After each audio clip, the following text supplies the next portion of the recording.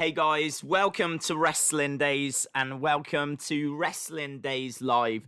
We are live for NXT and AEW. Just need to sort out a couple of the levels. Hope everyone is well. Of course, this is a very difficult day for the wrestling community and the wrestling family. Obviously, with the news coming through about Shad. What I do want to say straight from the start is that we're not going to dwell on it too much. We're not going to talk about it too much because there really is nothing else to say. Of course, all of my thoughts go to his family. Of course, this is a very difficult time. And it's just more bad news after bad news. I mean, there's just constant bad news coming through at the moment in regards to everything that's happening in the world. And none of us saw this coming. Such a great person as well. I remember reading not too long ago about the fact that he'd stopped an armed robbery, which was incredible news. And and now we find out obviously that his body has unfortunately been found. So this I'm not going to lie, this is difficult because I've not known what to say all day. I haven't done a video on this subject because I don't know what to say. There's no words that you can say. There's nothing I can say. I just don't know what to say. I found it difficult putting a post on Twitter as well. It's taken me hours to think of what to say, and I couldn't think of what to say. And I've read about what people have been saying, and there's been some lovely messages and things like that. But I don't know. I suppose when I first heard about him going missing, I still kind of hoped that there was a chance that he would be found. I think we all did. And then obviously as the time went and goes by, you start to think, well, that looks less and less likely. And then, today, obviously, the news coming through that none of us wanted. So heartbreaking stuff. As I said, we're talking about it now because it's not a subject that we're really going to be revisiting throughout the stream because there's nothing to say. What can you say? Thoughts go out to his family, and the whole wrestling world is absolutely heartbroken. I mean, the outpouring of grief on Twitter is as expected. I mean, let's put it that way. It's as expected. Literally everyone is sharing their thoughts and sharing their best wishes over to Shad. So, yeah, I mean, I wish that we could be starting this like really positive, bouncing around. Like yesterday's stream was a lot of fun with Carneyland. And as soon as I finished that, I recorded a few more videos that have been up. So I was actually up quite in the early hours yesterday. As soon as the stream finished, I recorded another few videos. One went onto the Wrestling Escape Pod channel that I edited from the other day, and the other one was the Double or Nothing predictions video. And then, of course, the news coming through about Ember Moon on Backstage. For those of you that haven't heard, Ember Moon, her career could be over. Now, I know that's not as bad as, what's happened with Shad and his family. Of course, nothing's comparable to that, but this is devastating news still for Ember Moon, who broke down into tears on WWE Backstage, started to get upset because that's her life, that's her livelihood, that's all that she's known and done, and she doesn't know right now if she's going to be able to get back into the ring or not. This injury that she suffered in September could be career ending. That could be it for her. So, difficult. And then to put a cherry on top of everything that's going on, I've had the news come through about our very own Jeff, who runs the Insiders podcast. Jeff Watson, a big part of our community, who, as I said, co-runs Insiders along with Joe. He has been taken into hospital because of injuries that he has potentially sustained whilst wrestling. So he came back to wrestling. I don't know the details on it, but I know that he took a chair shot and it's come up in a lump. He's starting to get a few headaches now, and he's decided that the best course of action is to go to hospital. So I don't know what the situation is there. All I know is that Joe was concerned enough to send a tweet out asking that you keep Jeff in your thoughts. I know that Joe sent me a private message as well, and obviously I never reveal details of private messages, so I'm not going to do that here. But it's, do you know what I mean? He's gone to hospital. He's gone to hospital, and I honestly don't know any more than that. So, I mean, thoughts are with him. I'm keeping fingers crossed that he bounces back as soon as possible. And I know I speak on behalf of all of the Wrestling Days community when I say that we all hope that he bounces back as soon as possible. And I'm sure that he will. I'm absolutely adamant that he will be out of the hospital very, very soon. But yeah, it's just, I think on top of everything that's going on right now, I mean, all of that has happened in the past 20 odd hours. You know, Ember Moon saying that her career might be over, Shad's body being found, Jeff being taken into hospital. It's just, do you know what I mean? And on top of that, of course, you've got Dark Side of the Ring, which was shown, and we start to see more details than I've ever seen about Owen Hart and about what happened to Owen, and actually seeing, you know, his kids. I've never seen his kids before, and seeing his kids, you know, getting emotional about the fact that they lost their dad. And, you know, how much does that resonate today with everything that's happening with Shad? So, I mean, talk about timing. So, yeah, I actually I saw the Owen Hart show. I saw the Vice documentary. And, again, difficult to watch. Even though it's something that's 21 years old now. You know, it's over 20 years ago that happened. But it's not something that I don't think any of us will ever forget. So really, really tough. And as I said, I don't want this to be a downstream. And as soon as the shows start, we'll get right into it and we'll call whatever's going on. And I'm sure there will be a graphic for Shad. And I'm sure that the commentators will, you know, say a few words. I think that would be the right thing to do. On Twitter, I said I think he should go into the Hall of Fame. And someone replied the Warrior Award. And I think that would make a lot of sense.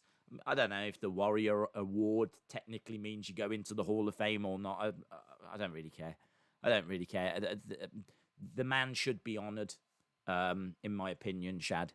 In fact, talking of the Hall of Fame, Martha, Owen Hart's widow, said that she would never allow him to go in because she doesn't want the company that she holds responsible for Owen's death benefiting from, you know, having his name being advertised as going into the Hall of Fame. She doesn't want them to have the views. She doesn't want them to get the ratings. She doesn't want them to use his name to benefit their company because she blames that company for him not being around right now.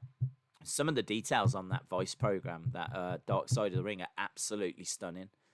They talk about the actual clasp that was used, and about the fact that that specific clasp is designed to release when there's X amount of weight on it. As soon as you put so much weight onto it, it lets go.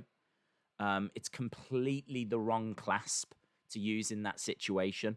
Completely the wrong clasp, and it's incredible. It's so the details in there, the interviews. It's stuff that I've never heard of or ever seen before.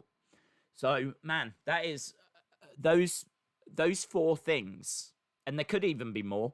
There's loads of little things that you read and whatever, but those four things all happening since our last stream, since you saw me last, since that Carneyland NWA stream, those four things have dropped.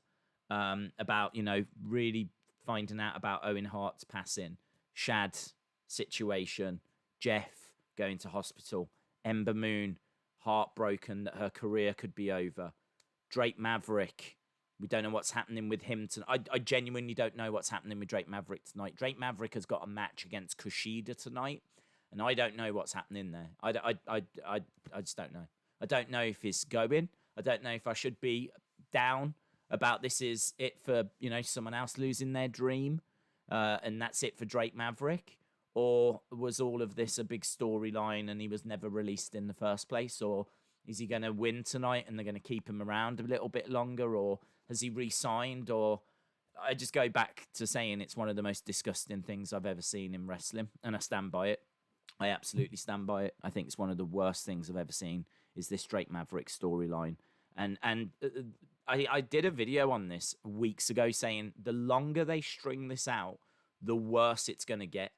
And with everything that's just been going on in the past 24 hours in particular, I'm really not in the mood for it. I'm really not in the mood for this absolute storyline. So, yeah, not looking forward to that part of tonight. But there are some things tonight that I am looking forward to. And as I said, I want to get all of that out of the way. I want to kind of not distract myself from all of that, but put it out there. This is what's going on. I'm not ignoring it. I'm happy to have the conversation about it like we've just done.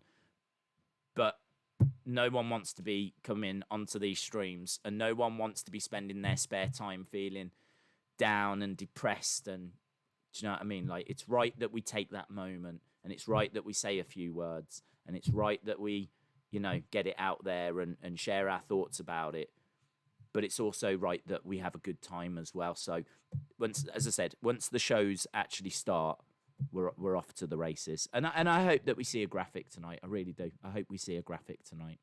And maybe a few words. I'm not sure if they'll say a few words. I'm not expecting a video package, if I'm being honest. I don't think that there's going to be time for them to have put that together. Hopefully, like me, everyone was keeping their fingers crossed that Shad would be found. So I don't know if there'll be time for that. So, yeah, don't be too surprised if there's no video package. But I 1,000% expect something on the beginning of both shows. This affects everyone. This isn't just the WWE thing. I would expect AEW to do something as well. So, yeah. In regards to tonight, as we said, we've got the Drake Maverick thing. There's quite a few things I'm looking forward to. There's one thing in particular that I'm really looking forward to, and it's a little bit strange, but it's a sit-down interview between Jake the Snake and Arn Anderson, and I just think that could be really interesting. Like, Jake the Snake's one of my all-time favorites. Arn Anderson is obviously a former member of the Four Horsemen. He worked backstage at WWE. He's a great wrestler in his own right. He was one half of the Brain Busters. It's Arn Anderson. So to see those two sit down and actually talk, but do it because there's a meaning. Obviously, Jake's representing Lance Archer. Arn is representing Cody. So I think that could be a lot of fun. That could be very interesting. It's the kind of thing you don't get from WWE. Two legends, absolute legends, Hall of Famers sitting down and having a conversation, but something based within a storyline. So I'm very interested to see that from AEW. Of course, we do have AEW Double or Nothing this weekend. We will be doing the watch-along for that. Tomorrow, SummerSlam 94. SummerSlam 94 is the watch-along for tomorrow. Last week, we did Total Divas. Tomorrow it is SummerSlam 94. We are back to wrestling. And Owen Hart, talking of Owen Hart, just by absolute chance, he is on that show. One of his great matches, Owen versus Britt for the WWE Championship inside of a steel cage. So, yeah, they're on that show, and it's a brilliant match. As well as that, you've got Undertaker versus Undertaker. As a kid, I loved that storyline. I think it's got a bit of criticism in recent years, just for being a little bit kooky. But I loved it. I still love it. I still think it's a great storyline. For those of you that don't know, The Undertaker went away for a while. I think he was injured, so he went away for a few months, and then the $1 Million Man said he'd found The Undertaker and he was going to bring him back. And he did. He brought this guy back who I believed was The Undertaker. They did a pretty good job, to a youngster anyway. They did a pretty good job of convincing me that was The Undertaker. So $1 Million Man brings an Undertaker, but then Paul Bearer says that's not The Undertaker. The real Undertaker is coming back. And so at SummerSlam, you bring your Undertaker I'll bring mine. And he did. Paul Bearer did bring back the real Undertaker, so we did get this fake Undertaker from Ted DiBiase and the real Undertaker with Paul Bearer. So that's how we got Undertaker versus Undertaker. And they could absolutely do something similar like that with The Fiend. I can't see any reason why The Fiend can't go away for a little while. And then someone claims, maybe Bo Dallas claims that he can bring The Fiend back, and then brings back what we think is The Fiend. And then Bray could turn around and say, that's not The Fiend. I'll see you at SummerSlam. I'll bring the real Fiend. And they could just redo that story. I think that would be absolutely fine. I think that would be a lot of fun. Bring it up into the modern era. So, I'm looking forward to the live stream tomorrow. Of course, we've got SmackDown on Friday. And then on Saturday, we got Double or Nothing. Sunday, we'll do something on the Wrestling Escape Pod channel. And then, boom, we're back to Monday. So, never ends, my friends. Absolutely never ends. Days, if Maverick loses tonight, he's done, says Swamp Manor. Shout out to you. Hey, Days, who is your favorite AEW wrestler? My favorite AEW wrestler is ever-changing, if I'm being honest. When it first started, I would have said Kenny Omega. And then as things started to move, I was really getting into Cody. I've had appreciation for Jericho all throughout. But I think the person that's like breaking through might be Darby Allin. I'm very intrigued to see what Darby Allin can do next. I think that he has been the big success story for them of a star that they've built. You could say MJF, but he's been out with a little injury for a while, so he kind of needs to get back up and running again. I think their women's division needs a lot of work. Their tag division is great, but on hold a little bit. I mean, obviously, we're going to see the Young Bucks and we're going to see Ortiz and Santana in that big stadium stampede match. This is a match that's going to take place inside of the Jacksonville Jaguars stadium. So it's hard to know what to expect from that match. But it does mean that there is no tag team championship match at Double or Nothing. And there's no Lucha Bros because of COVID-19, I believe. But we are seeing Private Party again. We haven't seen Private Party in a while. So, I mean, it feels like we need to get past coronavirus as well, which is just, hanging over us all anyway, on top of everything else that's happened in the 24 hours. There's people losing jobs and all this kind of stuff. And, it's just it's a rough time, isn't it, guys? It's a rough time. So I say it often, and I'll say it again. I hope everyone out there is well. And hopefully tonight can prove to be a very welcome distraction for us all. Varin says, one of Stardom's top wrestlers, Arisa Hoshiki, had to retire because of head and neck injuries. This is not a good day for wrestling. I'll be honest, I know very little when it comes to Stardom. So thank you for telling me about that, because I did not know that. Jody Gilly says, hi, Days. I'm just popping in to say Jeff is okay. It's nothing super serious. Thank you all for your thoughts and prayers. P.S. The interview with Jesse Cage was amazing. He made me cry, but good tears. Shout out to you, Jody. Thank you for giving us that update on Jeff. As I said, I saw the message that went out from the insiders. I saw the... I got a DM from the insiders as well. And, it basically reiterated what the tweet said, and that was, keep Jeff in your thoughts, keep Jeff in your prayers. He has suffered an injury. He has gone to hospital. He is being checked over, and at this stage, we don't know much more than that. So great to hear that it's nothing super serious. But, yeah, of course, nothing's going to stop Jeff being in our thoughts until he's out of hospital and well on the road to recovery. So shout out to Jeff, who may see this at some point, may not get chance to watch this. It's irrelevant. Still, he's in our thoughts and prayers. So yeah, rough time at the moment. Jerry says, "They start in June 1st. College sports can practice again." Well, that's great news.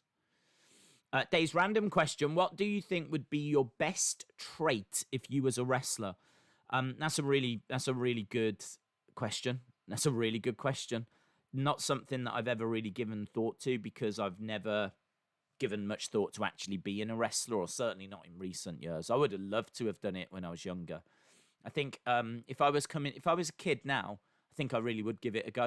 I think if I was young now, just coming out of school, I think I would be going to somewhere like Fight Club Pro, working with Trent Seven, working with, his trainers in Wolverhampton, and just seeing what I could do. Because I think I'd be all right with promos. I mean, that's kind of what I have to talk all the time. I mean, I can talk. I don't know if I could cut good promos, but I can certainly talk. So I feel like I could talk, and I know that I, put my all into everything I do. So I think I would. I would definitely have some. I'm not going to put myself down in saying that I would be useless. I would definitely have some skills and some qualities, but without giving it a go, I've got no idea how I would actually be in the ring. I could be awful. I've never done it. I've never stepped foot into a ring, so I honestly don't know. But I do think that if I was coming through, I'm not. Although it's funny, when I was young, I was very shy, very shy.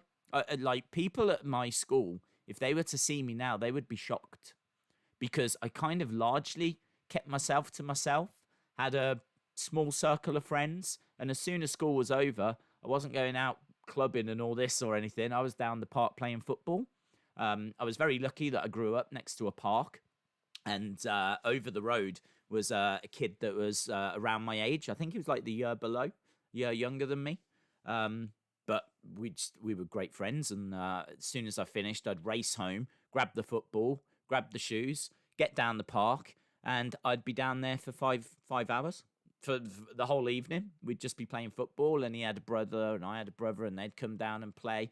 And he had some mates that would come over, and I had some mates that would join us, and that was very much my youth. And if I wasn't doing that, then I might have been indoors, either playing games like NBA Jam on the Genesis, we called it the Mega Drive, or I loved the Football Manager, that was awesome. FIFA, I had the FIFA 94, I had the first one, and that was great. That you didn't have all these stupid pack openings and things like that. You just bought the game, and there was no online. You just literally bought the game, played a season, or had a knockout tournament, or played against a friend or something. If I bought FIFA now, I'd be so confused. I wouldn't even know where to start, and I don't even know if I'd have all the players when you bought the game, because there's all this pack openings and all this now. Kind of really feel like things have got too complicated. I sound so old, but I really feel like everything's got so complicated. When I was young, do you know what I mean? You just put the cartridge in, put it in, bang, everything was there. You know what I mean? You paid your money, you didn't have to buy anything else. So, I was either doing that, or I was indoors and watching wrestling on videotapes. Coaster Maniacs says, today the wrestling world is one. R.I.P. a true hero. Very well said, dude. Very, very well said.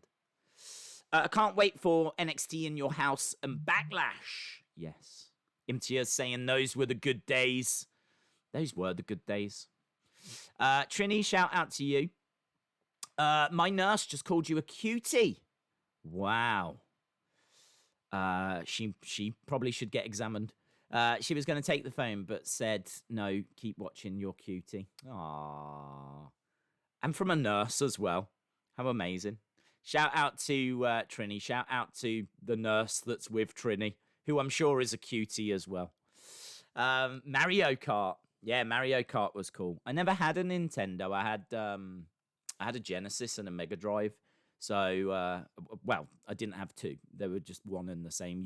In America, you call it Genesis. Over in Europe, it was called the Mega Drive. And that's what I had. I didn't have like tons of games for it. I probably had about 5 or 6 different games, but I loved them. Do you know what I mean? I wore them out, those games. Things like Micro Machines. Love that game. We're not going to turn this into a conversation about games, but I'm just saying. Patron Council William Hensey says, I'm loving my access to the NWA exclusive content as a Carneyland Council member. I am hereby in Dazed Pocket. Yeah, that is really cool. It is really cool, actually. Do you know what? I've got to be honest. I haven't signed up to anything yet. I will sign up to some. I haven't even had a chance to really look at what you get, because as soon as yesterday's stream finished, I went straight into recording a Wrestling Escape Pod. Tommy was saying that it's a bit easier for him if we just record an episode a week. What we used to do is we used to record 2 in a go, and then a week off, and then do another 2, and then we'd have a week off, and then we'd do another 2. But what he said to me last week was, look, is it possible? Could we record like 1? Because like he has to get up like quite early in the mornings, and it's just easier for him to record for an hour or so rather than 2 hours. I mean, we were recording for nearly 3 hours when we were doing the 2 episodes. So yeah, of course, whatever works, and whatever helps him. But it means now that on a Tuesday after NWA, I have to record a Wrestling Escape Pod with Tommy. So I had to go and do that. And then as soon as I did that, I was watching it back, checking the sound levels and everything. And I could see then that we were getting quite close to the time of WWE Backstage. And so I did check out a little bit of that. And then, of course, the Ember Moon news came through. So I did a video on that because I think that's big news if Ember Moon doesn't return. So then I did that. Then I did... What did I do after that? Then I edited. Oh, yeah, I edited. I then recorded the Double or Nothing predictions thing, edited it, set it so that it would upload today. I then also edited the little thing.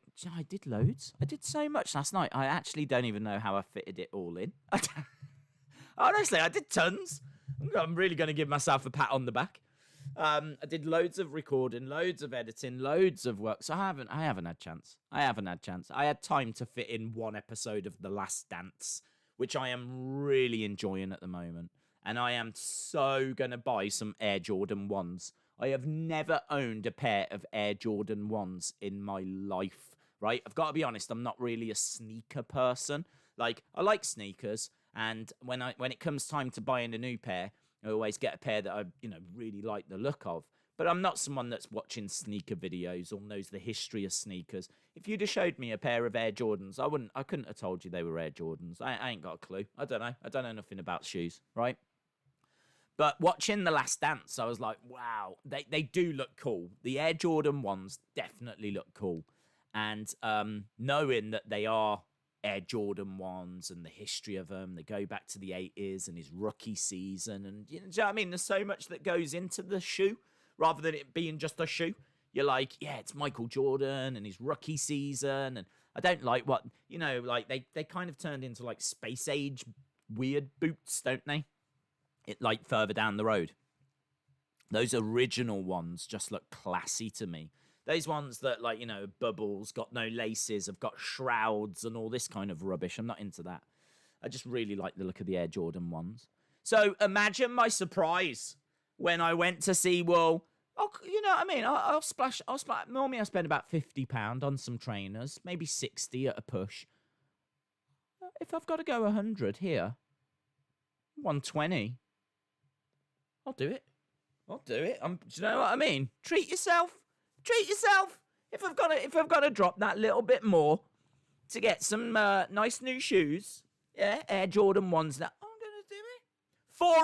$4,500. $4,500. What is going on? Honestly, the cheapest I can even find them on eBay is around about £700. I'm like, wow. Do you know what I mean? Even if I was a millionaire, I could not justify that. There's no way I could justify spending that on shoes. I spent £50 on shoes. And even then, I'm crying as I'm going home. Do you know what I mean? Like, I'm a Converse guy. I've had a fair few Converse in my life. They're about £20, £30. You know what I mean? I'll sneak up to 50, but I'm going to be depressed for the rest of the day. £4,500. Couldn't believe it. I've still not recovered. DJ B Tazzy says, hey Days, hey everyone. I met Shad and JTG at a backstage meet and greet before Raw years ago. Shad was such a great person when talking to him, even if it was just for 15 minutes. R.I.P. Shad, and still praying for Jeff as well. DJ B Tazzy, shout out to you, my friend. Absolutely could not have said that any better. So, yeah, shout out to you, buddy. That last conversation where we went off on a bit of a tangent, that started because of William. And what I was saying was I just did not get chance. I watched one episode of The Last Dance, then thought, do you know what? I would like to get a pair of Air Jordan 1s. Then I had minor heart failure. And then just caught up on any bits of news, whatever. But by that point, it was already lunchtime here in the UK. So it's like, I better go to bed. Otherwise, I'm not going to be getting up in time for this stream. So I ended up going to bed. And then, of course, when I woke up, I saw the news about Shad. And so then I've been doing all that. So I have not honestly had chance to look at this NWA thing. But apparently you can sign up to Carneyland. So you can sign up and be a visitor, which gives you certain access to things. You can be a citizen, that gives you other access to things. Or you can be a town council member that gives you other access to things. So more access to things. So I'm sure I'll end up signing up for something. It's a Patreon thing. Because I really enjoy, I mean, I love the NWA and I just want to support them anyway. But yeah, I really enjoyed Carneyland yesterday. I thought it was very, very good. Resting Days fan, shout out to you. So, yeah, William Hensey, great shout, dude. Oh, someone said Ballyhoo. I really hope Ballyhoo catches on a... Yeah, that's from £10 a podcast. Eric Haberman says, Days, I made a card online for Jeff as a get well soon card. Amazing. I wanted to make sure that was okay with you to have your name on it. Absolutely. I have many others on it as well. Yes, of course. I mean, I would sign it, but I don't really know how you can do that digitally, to be honest. So, well, I suppose what I could do is sign it and then send it, and then you could add it. Like, and it's a, I don't know if we're just creating work there. Of course, put my name on it or do whatever you're doing. Because, yes, of course, I wish him to get well soon. Bembo Gaming says, Days, I think it'll be Thatcher versus Riddle in a submission match at NXT TakeOver in your house. And I think that's where Pete will be allowed out of Britain. I love that. Allowed out of Britain. We're all trapped here in Britain. Mom, can I go out? No, you're grounded in Britain. Yeah, mate. Well, I don't know. I mean, that's not WWE's choice, is it? That's going to come down to when this travel ban is over, and we don't know when that's going to be. I've got to be honest. I would be surprised if Pete would be there, because I don't know if this travel ban's going to be over by the time we get to NXT Takeover in your house. So I'm not sure. Looking sharp in blue. Thank you. Do you know what? I got asked the other day what my favourite colour of the shirts that I wear is. Because I've got I got sent loads of these Wrestling Days shirts. I got sent, well, I say loads. I think I've got 3. Have I got 3? I've got a black one, a red one, and a blue one. I think I've only got 3. Here's me going, I've got loads. So, you know, like, you pretty much see me in these shirts all the time. I've only got 3. I literally rotate them. But I do genuinely love this blue one. I genuinely do love this blue one. I think if I was to go out, I would never wear it because, do you know what I mean? I'm not a mark for myself. But, yeah, I do genuinely think this is a great shirt. I'm really pleased with how it came out. Chalmers says, Days is about to get some Jordans. Days is not. I can tell you that much. Days had a look at it. Days was prepared to drop 100, right? I mean, go big or go home. That's what I say. Go big or go home. And trust me, That is huge for me. I don't think I know for a fact I've never had a pair of shoes that's been worth more than, I don't even know. I mean, nowhere near £100. Nowhere near. I don't even know if I've got any clothes that I've spent. I don't even think I have. I mean, jeans can be quite expensive. I think I've spent about 50 on jeans. T-shirts, I refuse to spend any more than like 30. And even then, it tends to be like wrestling shirts that I'm upset that they cost that much. Sweaters about the same. Honestly, maybe a coat. Maybe a coat. There's probably a coat. I think there might be like a coat that I've bought that's been around about £100, but do you know what I mean? £700, forget it. It's not even a consideration. Well, it's such a shame because I would love to get some. Do you think AEW has potential to overtake WWE? It's got potential, of course. It does. Never say never, but never. Days, which pay-per-view do you think will be better, In Your House or Double or Nothing or Backlash? For me, I'm most excited about In Your House for very obvious reasons. I'm most excited about it because that was a show that was on when I was a kid. And so, of course, I've got connections to it, emotional connections. So, yeah, I very much think that In Your House excites me more than any of the other shows. But I do think the Double or Nothing card looks very, very good. I do. Days, what about Easies? I have no idea about shoes. That means you might as well have just asked me what I think about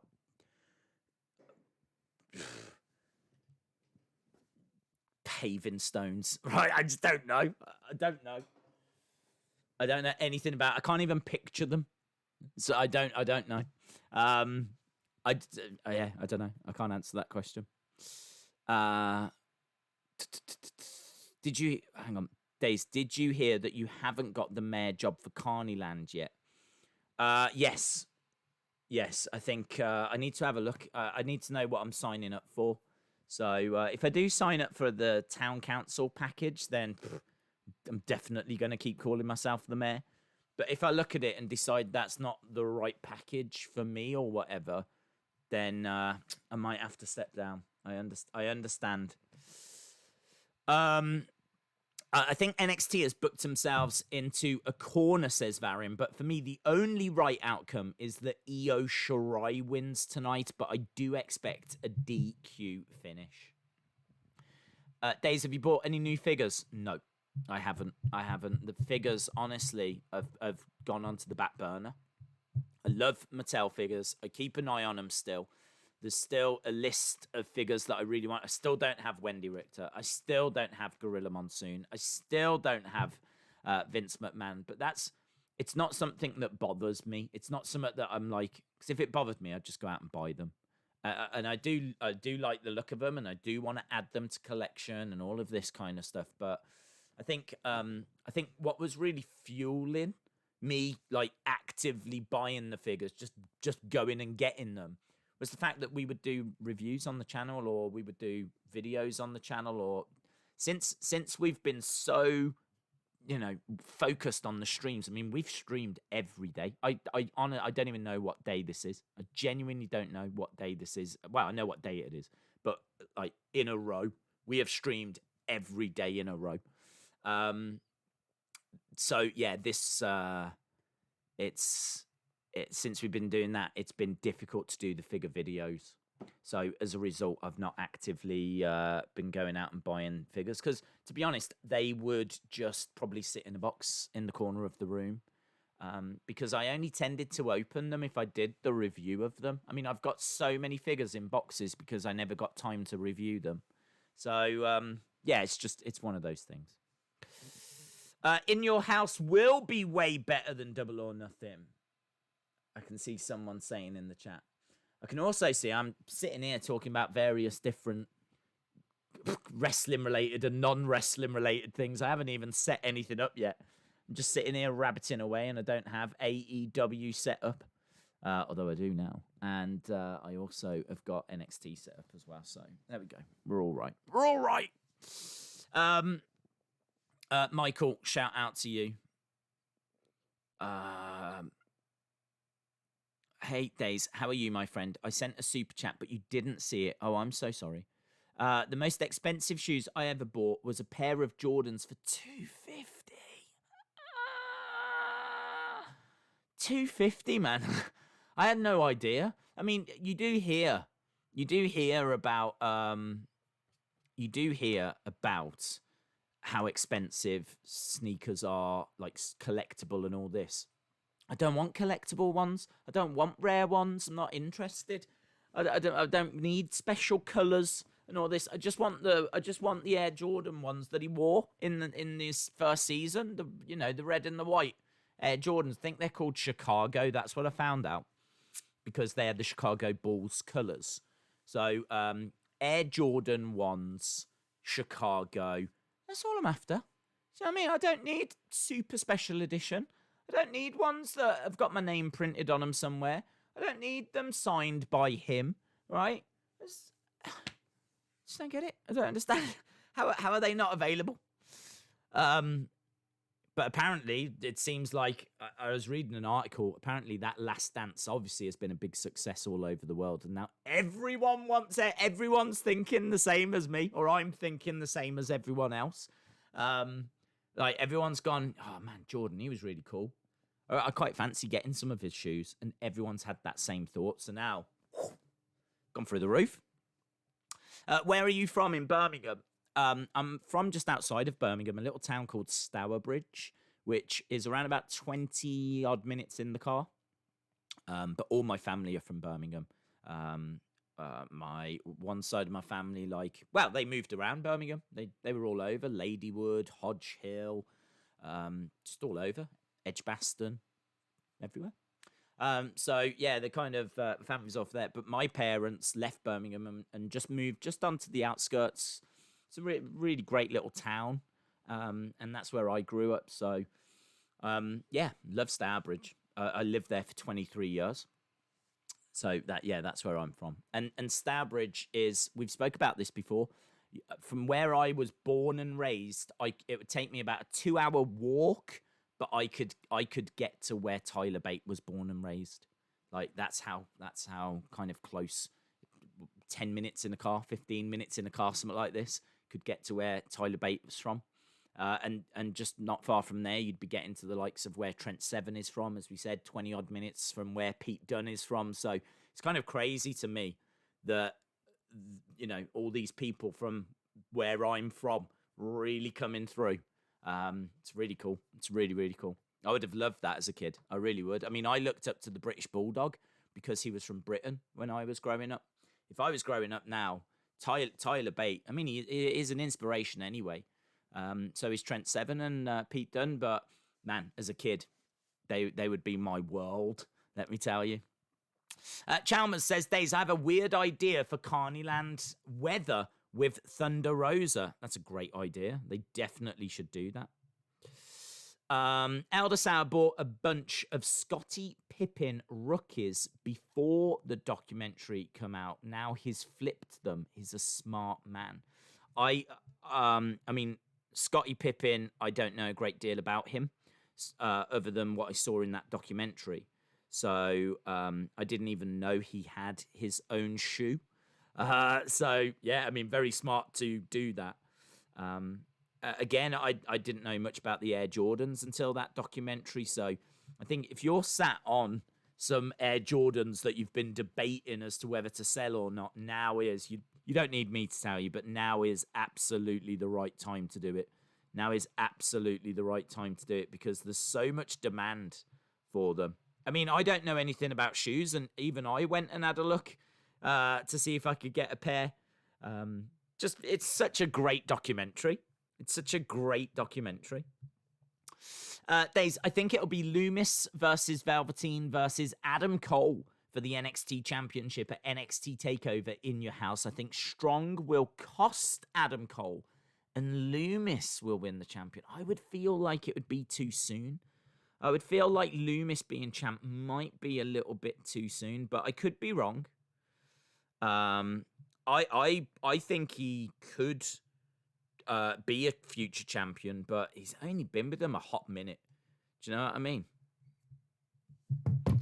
I sent you a screenshot of Air Jordan 1s for $100 US. Thank you, Phil. I have seen a few at that price point, but obviously it goes without saying there would be some big question marks as to whether they are genuine, and I really would doubt that they are genuine. In fact, I'm still going to have a look at where it's from. I mean, they are nice, in all fairness. I mean, I'm totally down for buying fakes. Do you know what I mean? Even the price of the fakes is making me sad. Let's put it that way. Do you know what I mean? But thank you, Phil. Appreciate it, dude. Kevin says Nike Air Max 90s for me. Can't picture them, but I'm sure they're beautiful.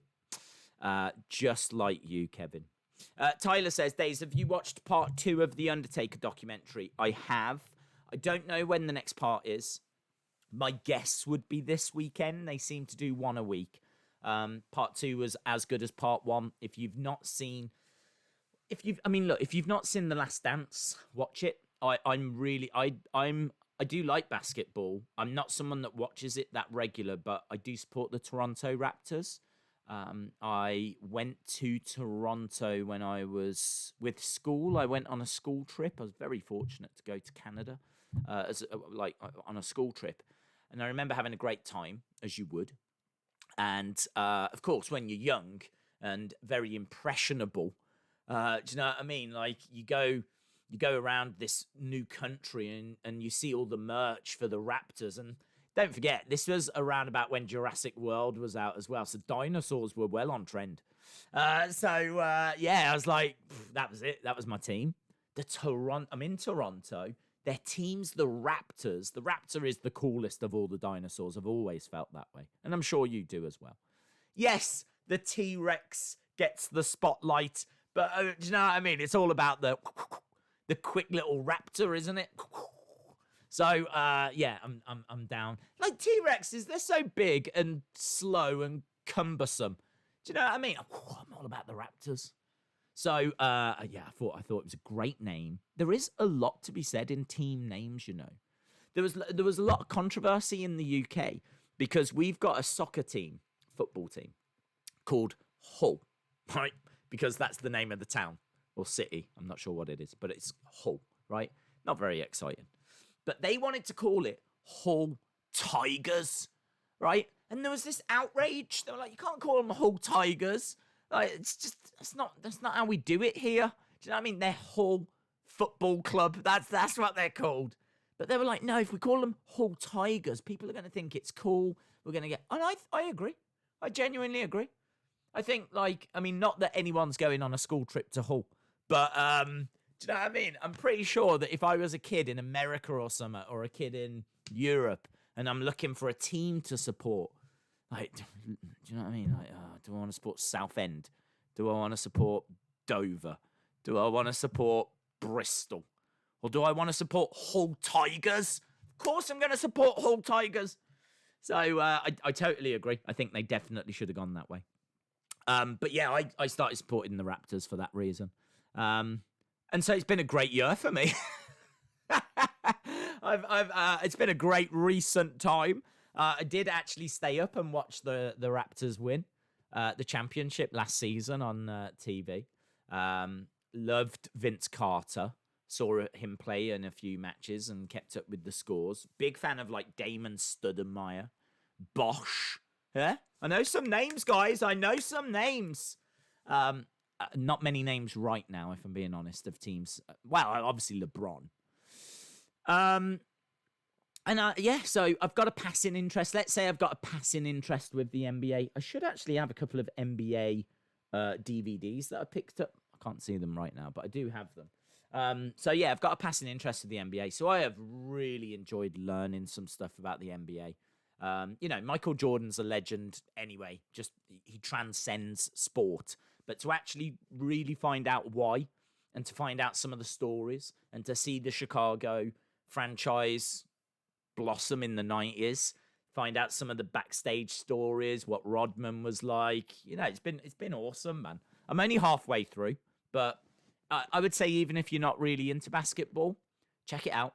It's got so much in there that's just really interesting. Just about culture, really. I've loved it. And the Undertaker documentary is very similar. Very, very similar. That also, maybe, I don't know, Undertaker has had a cultural impact. There's no denying that. I mean, my mom knows of The Undertaker, and not just because that I was a wrestling fan. I can remember as a kid watching a sports quiz show on TV, and one of the answers to the questions, this was in the late 90s, mid to late 90s, one of the answers was The Undertaker. He actually was an answer to a question on a sports show here in mid-90s. Because I remember thinking how cool that was, that a wrestler was part of the show, being, well, a part of one of the questions. So he's definitely had a cultural impact, but this is the first time we're seeing behind the scenes. So it's absolutely fascinating stuff. You've definitely got to check it out. Definitely got to check it out if you haven't already. Coaster Maniac says, justice for T-Rex and their little arms. Yeah, they're stupid little arms. How can you take them seriously? Do you know what I mean? In fact, raptors might have little arms as well. I never met one. But yeah, look at them, the T-Rexes. They're just these big, stupid animals. If there are any T-Rexes watching, you're an idiot. Little arms.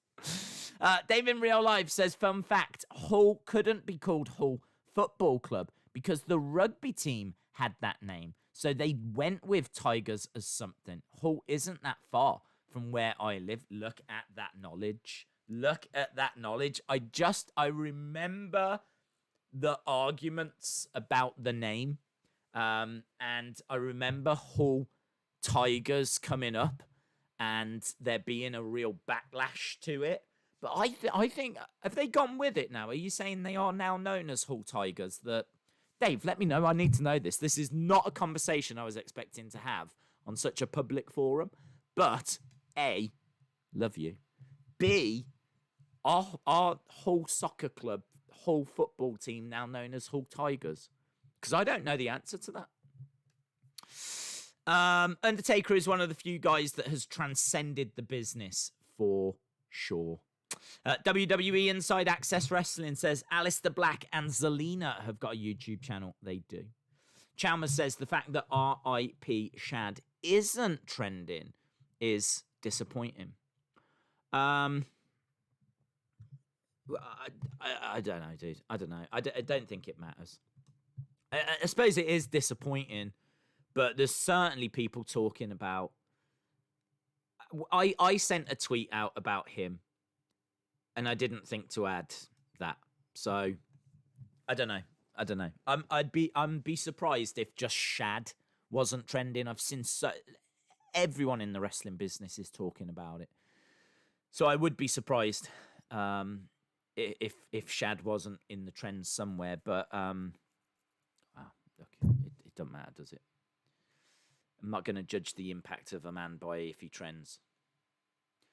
Walsall Till I Die says, Days, what UK football team do you support? Mine is Walsall. Last year was the most depressing year ever as a football fan. I actually don't know what happened to Walsall last year, but I've driven past their stadium quite a few times because I believe it's next to the motorway. What team do I support? I support Stourbridge, the town that I'm from, which if you've been watching the stream, you know, we kind of touched on that a few moments ago.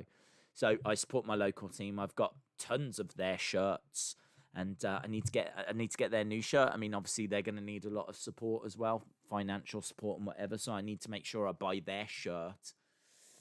Next time, if ever you meet me in person, there's a good chance I'll be wearing a Stourbridge football shirt and some Air Jordan 1s. That's how you'll know. That's how you'll know that I've lost my mind and I've started to splash the cash. Not that there's no cash to splash, but yeah, in my head, some nice jeans, Jordan 1s, and a Stourbridge football shirt. Oh, yes, that's me looking on point. That's me expressing myself. And I tell you what the jeans would be. Diesel jeans. I don't know why. I don't know if it's got a connection to Kevin Nash, but I do love diesel jeans. Not ones with rips in and all of this. I think that's silly. Just a really nice, smart-looking denim. So that would be me. Air Jordan 1s, nice, smart-looking denim, not rips and frayed edges and all of this. Just nice, smart-looking jeans with a nice, crisp Stourbridge football shirt on. Oh, Couldn't be happier. Couldn't be happier. Sports established. But the problem was when I was at secondary school, I needed to support a bigger team because you can't have conversations with your friends about what Starbridge are doing because they're all, are you going to watch the game this weekend? So you've got to support a team that's on TV to fit in, really. And I've told this story before as well. I very much wanted. I didn't know about football when I was at secondary school because I hadn't followed it when I was at primary school, and my dad isn't into sport, so we never watched football when I was young. So when I got to secondary school, I used to get put into goal because I was useless, but I became a good goalkeeper. So I was in goal, and I didn't. Do you know what I mean? Like I needed to watch someone, like to learn how to do it. So I watched Man United, and I watched Peter Schmeichel, and Peter Schmeichel is. I'm just looking to see because I should have a little Peter. I do here. How about this? Look, just so you know, I'm telling the truth. Give me a sec.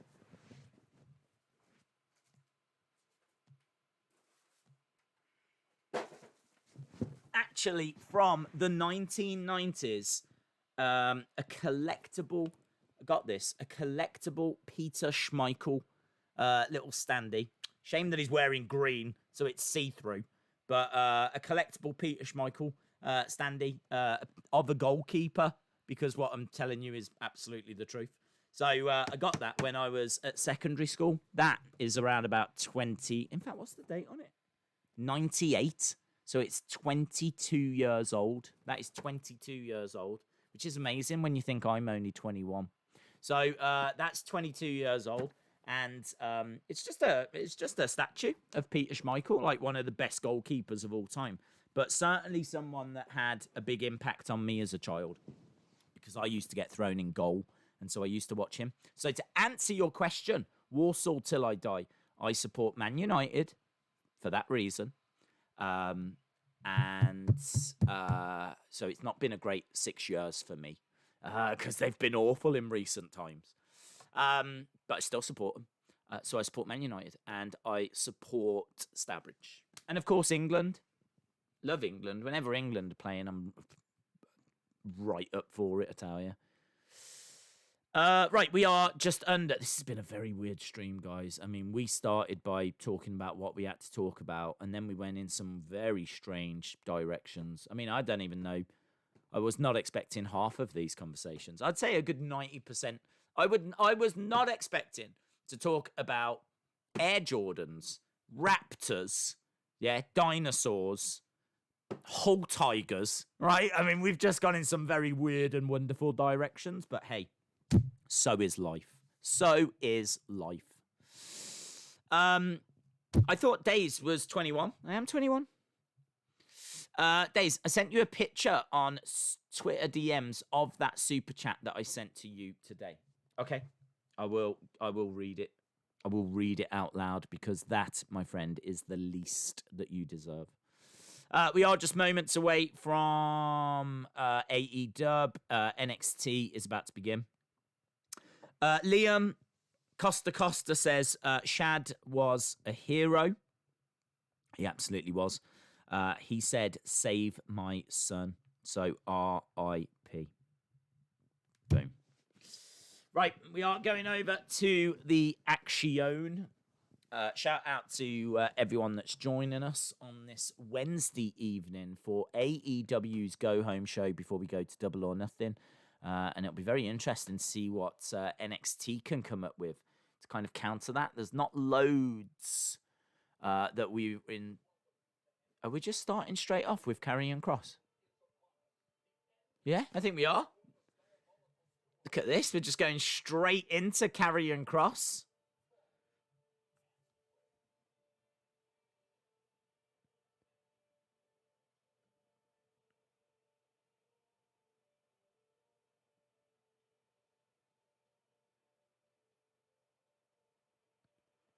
Is he there? There he is. So Karrion Kross making his way down. No idea who Karrion Kross is facing.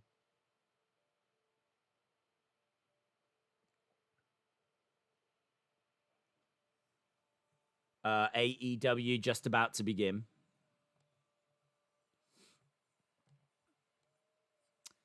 something not right with Karrion Kross for me.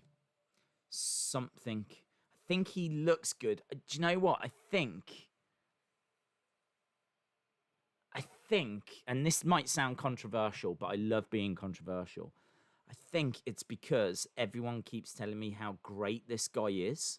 Because I never saw him in Impact, and I never saw him. I'm not. Her mouthing the song isn't something I can get on board with. He looks great. I just can't lose my mind over him. Do you know what I mean? I mean, it's a great intro. They're putting everything into it. They're a great package together. But there's something just stopping me going, man, I love this guy. Like, looking at that, I still prefer Dexter Loomis. That poor guy in the ring. Poor guy in the ring having to witness that entrance. I mean, look at the smoke in the ring. Why? Look at all the smoke that's in the ring.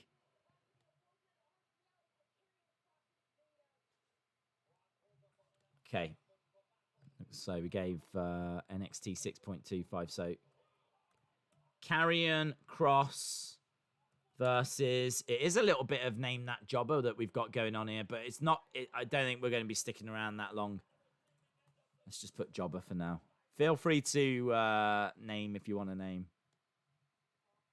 Kross is a beast.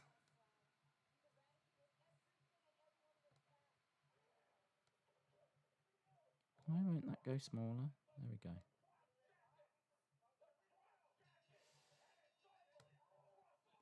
go. They need to stop feeding him jobbers. Chalmers says, that's true. When people say this guy or that guy is awesome, you have higher expectations. I think... I can't put my finger on it because I can see that he looks awesome. So... Maybe as I watch him more, and he impresses me with what he does in the ring, and I start to find things. I think I've got to find things about him that I like, if that makes sense, you know? Rather than, because I don't know anything about him. So everyone keeps telling me, oh, it's TikTok, Karrion Kross, it's going to be a future star, all this kind of stuff. Look at Scarlett, all that kind of bits and bobs.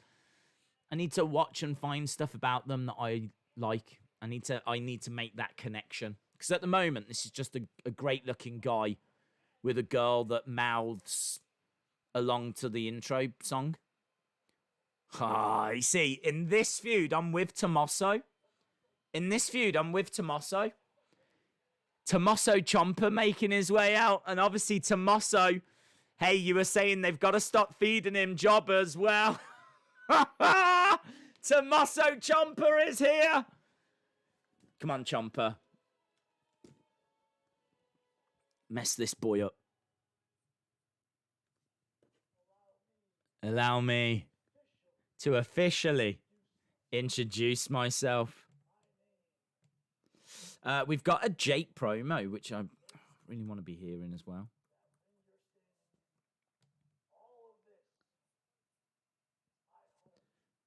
Cody in his car.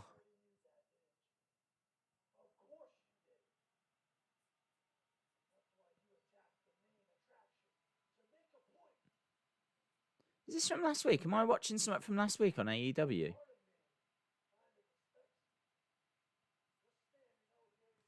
So, Tommaso...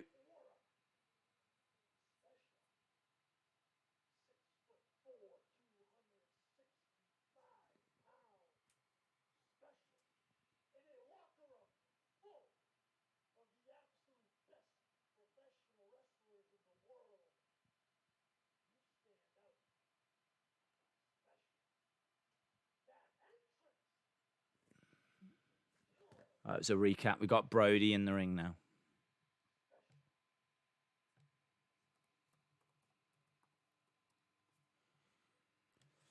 Okay, so we got Brody talking to one of the creepers, number 10, who I believe is having a match against John Moxley.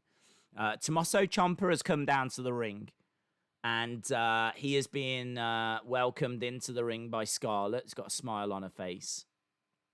So Tommaso steps into the ring with Karrion Kross.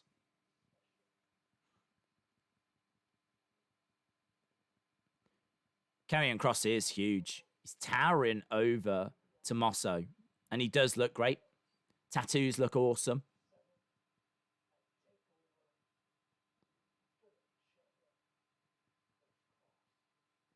So he's talking about Takeover. So Karrion versus Tommaso. Brody Lee cutting a promo right now.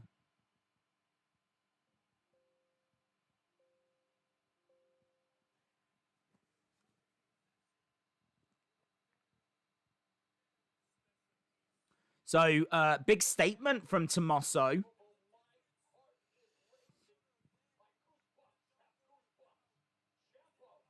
Ciampa just waves at Karrion.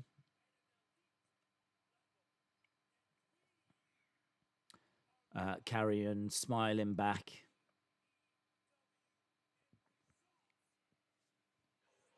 Wow, there we go.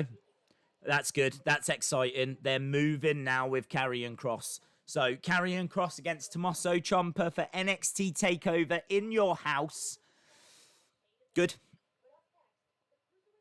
Rhea Ripley versus Io Shirai tonight. And we've got a Brody Lee promo. Group A action. Kushida taking on Drake Maverick tonight. Again, I don't know what they're doing here.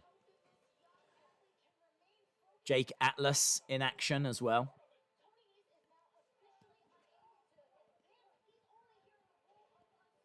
Tony Nese is out. NXT just won the night already, says Jeremy. Ciampa is an obvious face. Hey Days, thanks for the shout out. Really appreciate it. Shout out to everyone who's joining us.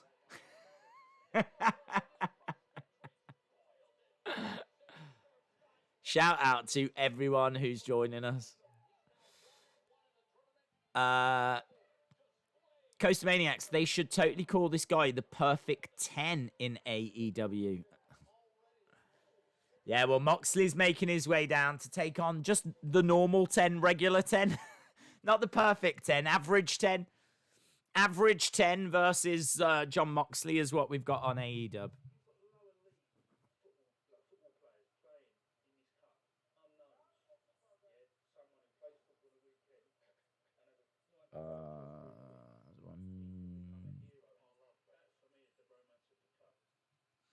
Okay, so 10 versus Moxley.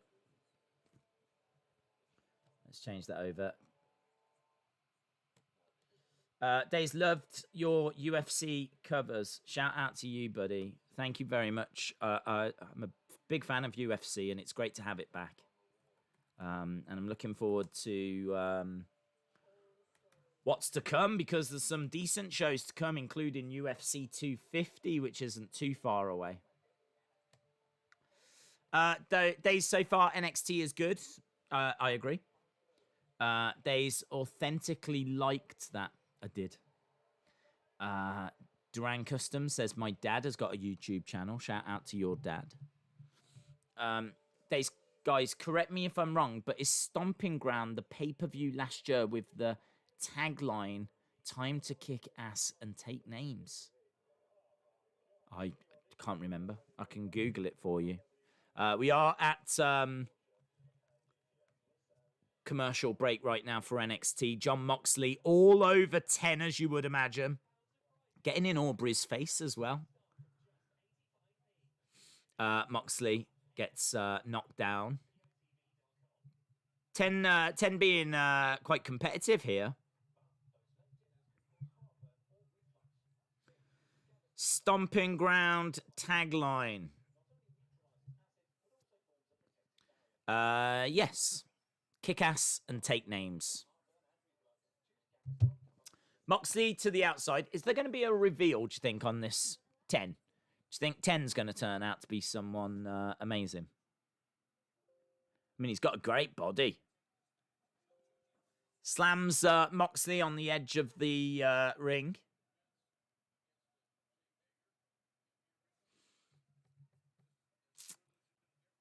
Daze, do you agree with me when I say they should bring back JTG? I don't know, but I mean, I don't know. I suppose you could. I mean, people would absolutely support him right now.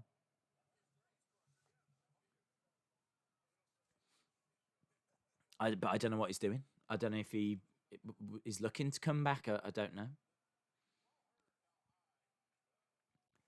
Daze, who do you think will beat Charlotte for the women's NXT title? And do you think Charlotte will stay at NXT? Those future questions are really difficult. We've said this a lot of times because there's a lot of moving parts. I'm of the opinion that WWE don't quite know what they're doing in regards to storylines, and I think things are changing on a very regular basis. I think Charlotte at the moment is just spreading the NXT word by going to Raw, going to SmackDown, and representing the NXT brand. So I think she will keep the title for a little while. I don't know that she loses it at NXT Takeover in Your House. I think she's on that show, but I don't know that she loses the title. I mean, she could drop it back to Rhea. I think Rhea might make the most sense to have the title back, give her back the win, if you will. She lost it at WrestleMania. I think she'll end up getting it back. I don't know what it means for Io, but personally, I would put Io. I don't think Io needs to be NXT champ. I think Io would fit quite nicely as an opponent for Asuka.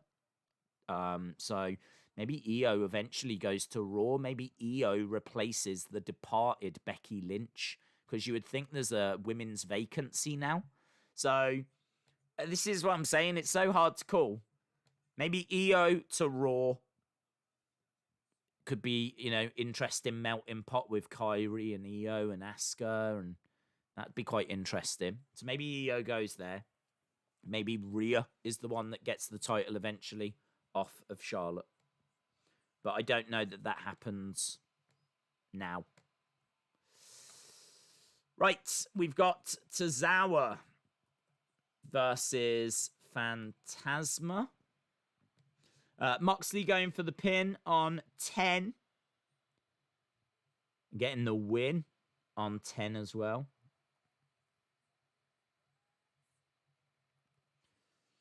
10 is Preston Vance. He was an indie wrestler. Okay, thank you. Thank you for that info. I didn't know that. I don't know if they announced it or anything. I was, in all honesty, watching the NXT Karrion Kross Tommaso thing.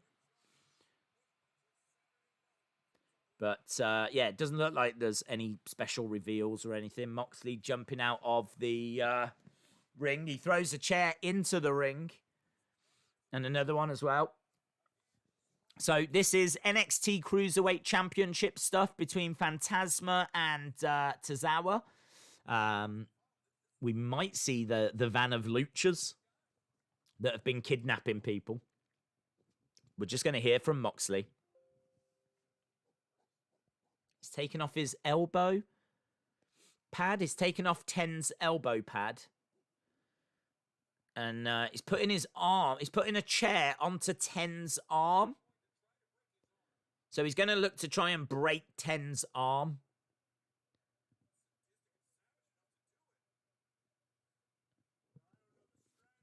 I don't know the strategy.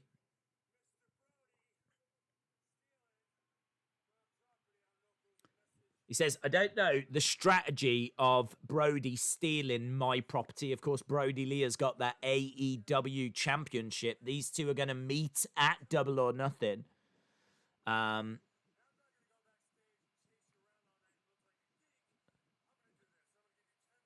Moxley says, I'm not going to chase you around. You've got 10 seconds to come out and correct your mistake. I like that. When they go running around trying to look, I think this This is what you would do, isn't it? This is clever from Moxley. So Moxley is counting down. And Brody is on screen. He says, listen to me, Mr. Moxley. You do not call the shots.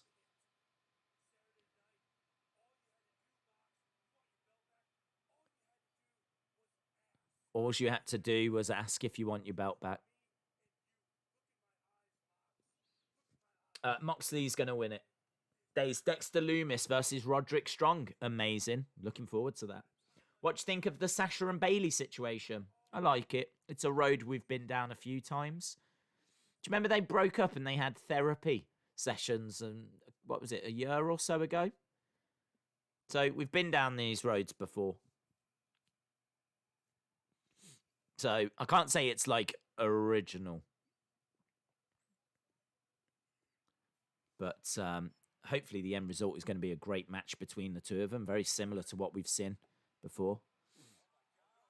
Ah, Moxley slamming the chair down on the chair that was over the elbow of 10.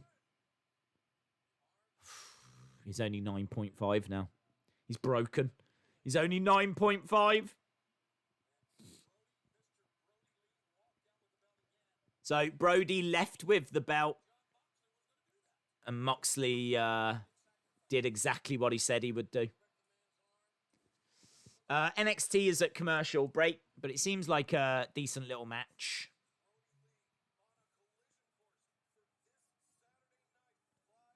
There's a few people in the stands.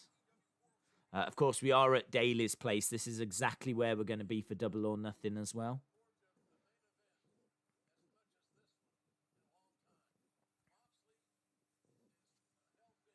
JR says he hasn't looked forward to a main event like this one in a long time.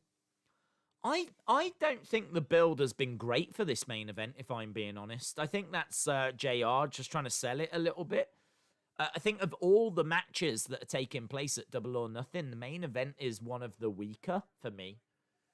The Exalted one versus Jon Moxley, I mean, it's fine. It's fine. But I did say in my predictions video that Brody pretty much came out and just forced his way for a title shot, you know? It was very much like a Roman Reigns, I'm next kind of a situation. This hasn't got like months and months of build and, you know, an epic feud with, you know, some great matches and which way is it going to go and all of this. I just think the build for it has been, well, I'm certainly not going to sit here and criticize too much because just think about what we've gone through. We don't even know what the plans were for Double or Nothing. I mean, they've had to throw these shows together and do the best they can, so it is what it is.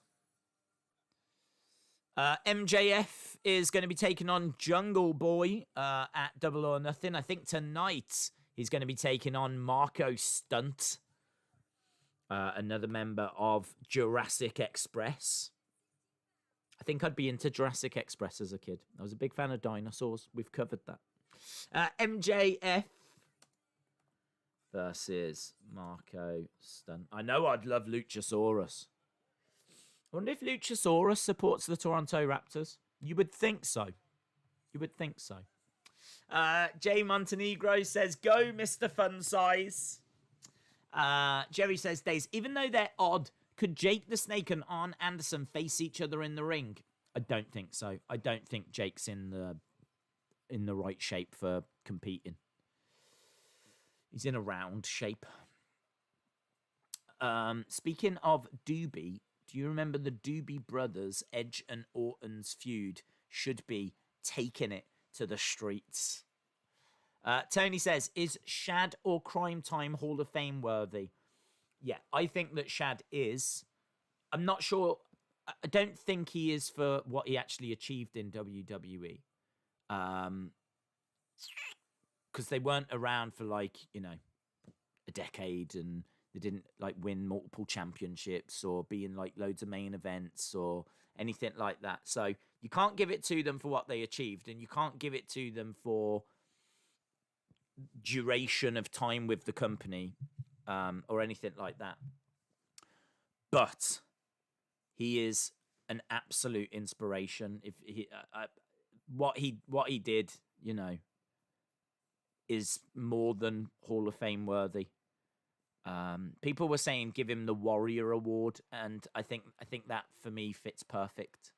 I don't know if you're given the Warrior Award, are you classed as being in the Hall of Fame? I don't know.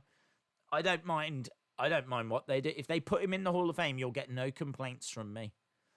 If they give him the Warrior Award, you'll get no complaints from me. I actively think they should do one of those things. And maybe the Warrior Award would fit a little better. So, yes, is the answer. I 100% believe they should do something along those lines. Just what he did, his inspiration. He is got all the qualities. He's got all the qualities required to go into the WWE Hall of Fame. Right, we are at commercial break for AEW. We're just going to talk about the NXT match that's on at the moment. This is Fantasma, who's taken on Tozawa. And German suplex by Tozawa. Fantasma is down. Daze, do you think that WWE should bring back JTG and give him a push? I think that if JTG wants to come back, he would have great support from the WWE universe now. It's sad to say that, go back a few months and maybe not so much. But certainly now he would have great support. And if he wants to come back and WWE feel like they could book him and everyone would win, then I wouldn't have a problem with it. But I don't know. It's not something that I'm desperate to see. Kick out by Tozawa.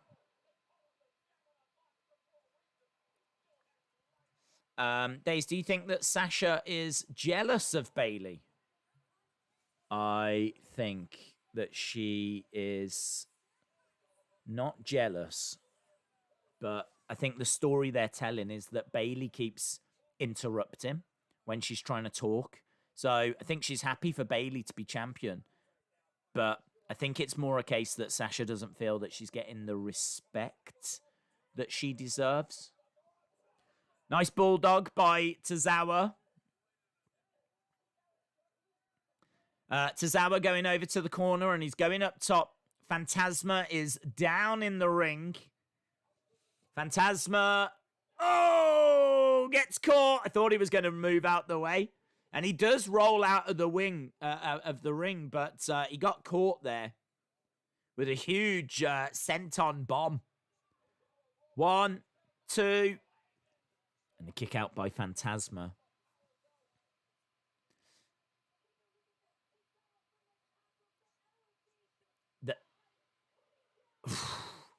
The height that he got on that Tozawa was absolutely incredible. There's no way that didn't hurt. Like, legit hurt. Against the ropes. Drop kick by Fantasma. And Tozawa goes out of the ring. This is a really good match. Really taken by this. Fantasma against the ropes. Suicide dive through the ropes. As we said, Fantasma was a big name in Lucha Underground.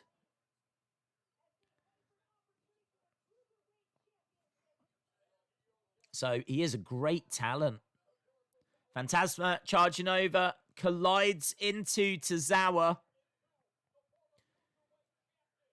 Picks up Tozawa. Tozawa with elbows to the head. Fantasma fading. And the octopus is trying to be applied, but he can't quite get the octopus on in the middle of the ring. Fantasma. Oh! A driver by Fantasma, and he got him. There we go. Fantasma wins.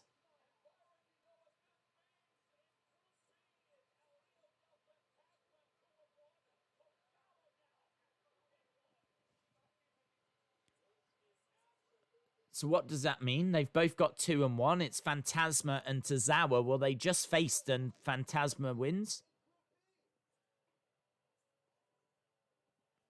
So does that mean that Fantasma's won his group? I think Fantasma might have won Group B. What nationality is Fantasma? I believe that he is Mexican. I believe he is Mexican. He might have been born in America, but I'm 90% sure. Phantasma. Let me have a look for you. Yes, he was born in Mexico City, Mexico, which is very much Mexico. It couldn't be more Mexico. Do you know what I mean? Unless he was born in like Mexico City Hospital in Mexico City, in Mexico, he is very much Mexican.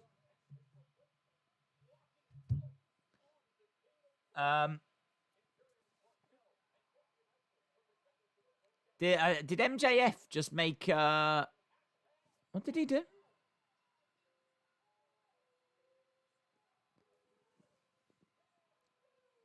So MJF and Marko Stunt fighting away over on AEW. Marko Stunt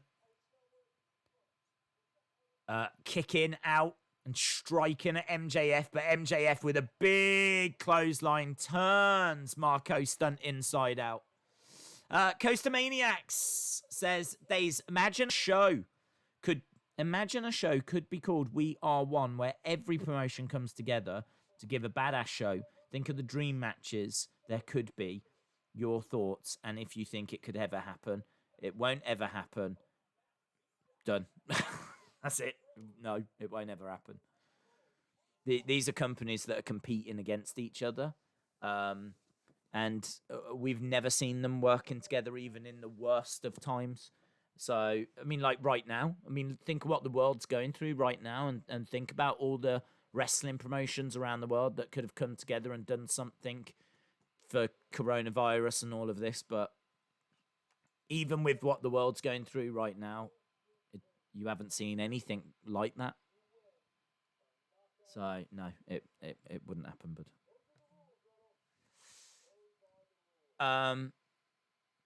we're just hearing from Timothy Thatcher.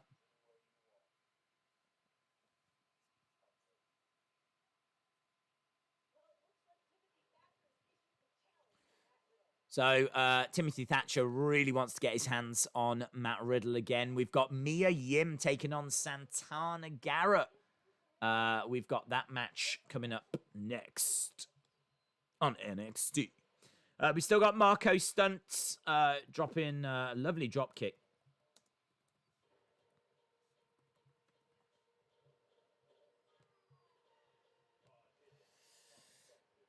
Days, I think at TakeOver in your house we get Keith Lee versus Johnny Gargano. I could see that. Yes, I could see that. Days, would you like to see Ruby Riott or a female wrestler join Seth Rollins? Yes, I think that that would make a lot of sense. I think it would have made a lot of sense for it to have been Becky, actually. But I don't think they would have... I don't know that they would have wanted to have lost her merch sales.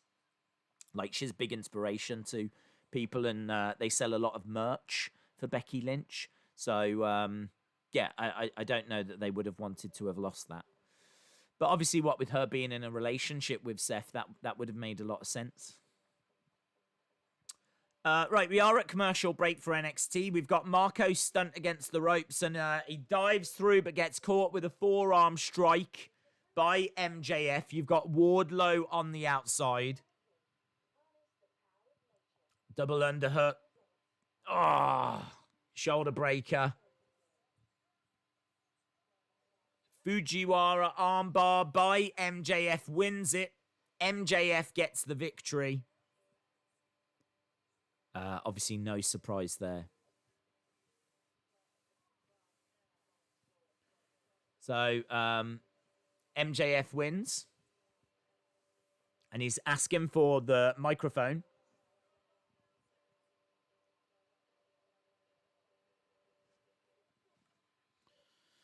Days, I think it's Brian Cage that's the mystery man. That would make sense. That's a good shout.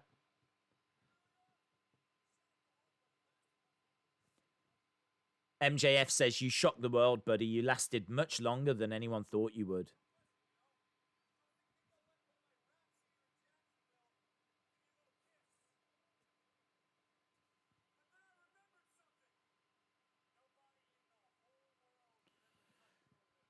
Days, there's a rumor that Seth Rollins reveals that he's not the father, and he thinks the father is Ray, and then Roman will return and reveal that he is the father, and that will start a massive feud.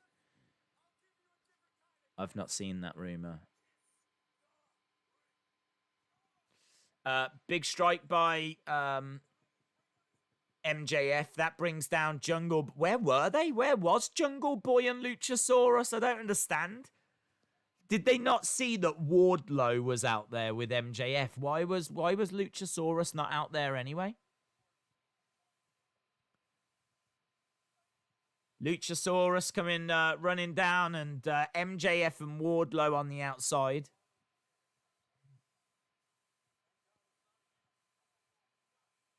MJF shouting, Jungle Boy sucks. MJF grabbing his scarf. We got Shotzi Blackheart sitting on an actual tank. Shotzi says, I am balls to the wall. This is a great little promo.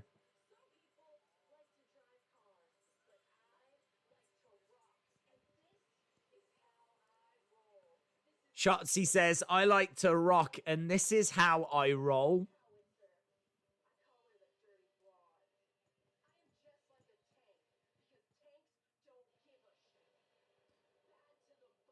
Shotzi says, I am just like a tank. I think Shotzi's got a great future.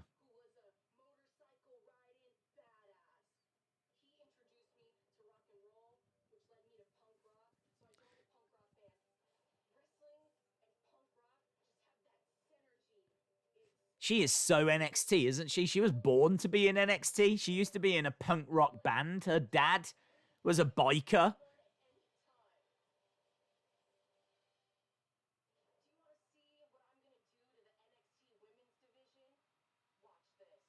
Do you want to see what I'm going to do to the... Look, she's got a tank. This is so great. There's Shotzi, gritted teeth.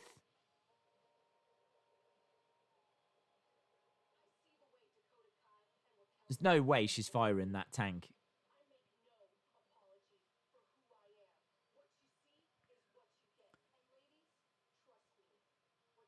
Suicide dives.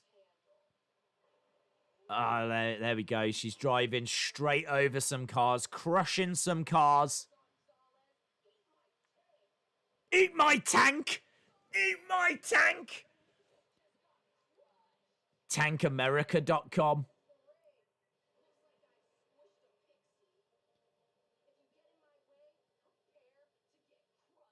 If you get in my way, prepare to get crushed. Love it.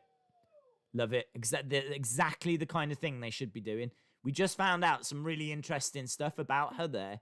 That is, I don't know how long I've been calling for things like that. I genuinely don't know how long. That is exactly the kind of thing we know about her dad. We know that she used to be in a punk rock band. We know a bit more about her now. We know a bit more about her attitude. You know, she's not just some girl that comes down in a toy tank. Do you know what I mean? With green hair now. Now we know a little bit more about her. That's one of the best things that NXT has done in a long while, let me tell you. Just, if they're going to keep doing that for different superstars, it's going to have a big impact ultimately. Because you're really going to start to learn about the different characters. That's great. I can't praise that enough. It's so simple. Sometimes the simplest things are the most effective. And that was brilliant. Well done, NXT. Okay, Santana Garrett on her way down, and she looks like she could be the partner of Cameron Grimes.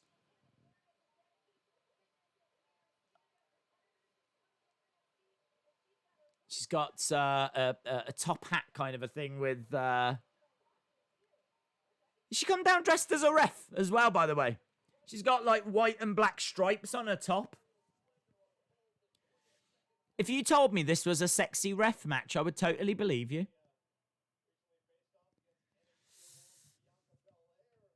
DJ B Tazzy says, okay, NXT, I see you. I see you. Shaking that ass. NXT is stepping it up. NXT is rocking it. Hey, more of that, please. More of that. I would love to get a little bit of backstory on some other superstars. Imagine what they could do with Dexter Loomis. Give me some backstory on more people.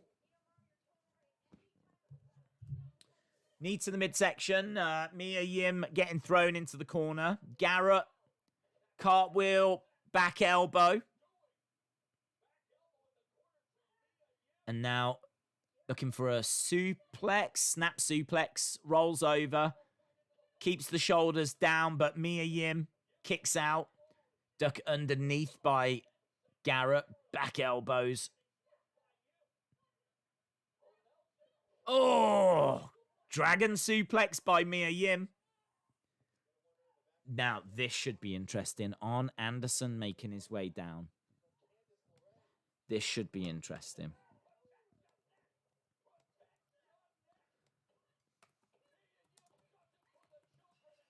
Mia Yim. With the victory. Very short match.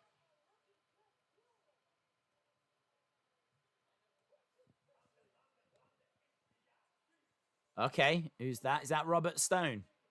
No, it's it's Johnny Gargano. Gargano singing Mia Yim's theme.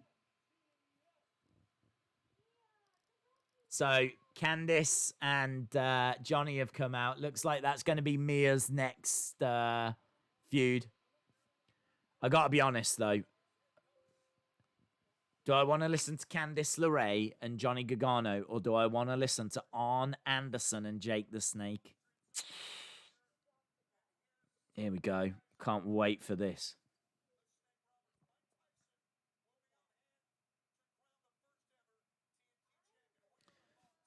So we've got a table set up in the ring. We've got Jake the one end. We've got Arn Anderson the other. So these two are going to go face to face and talk about big smile on Jake's face.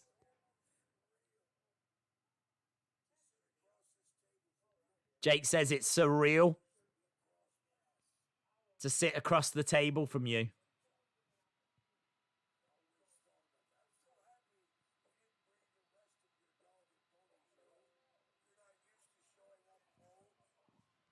You're not used to showing up alone.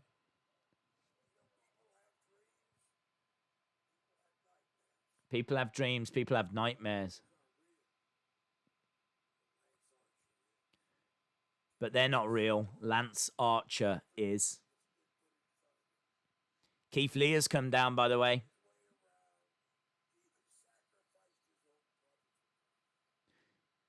Mia and Keith.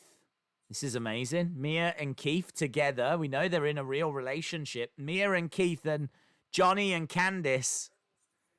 I'm on board with that. Look at Candice running away.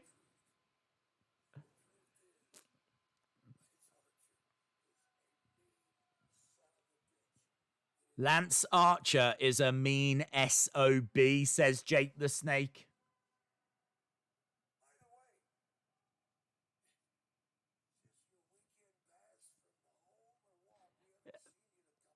Is this your weekend pass from the home? We haven't seen you in a few months.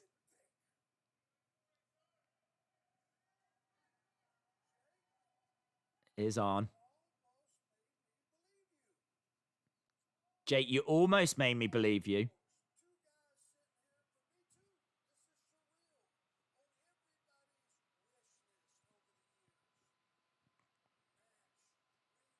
A dream match.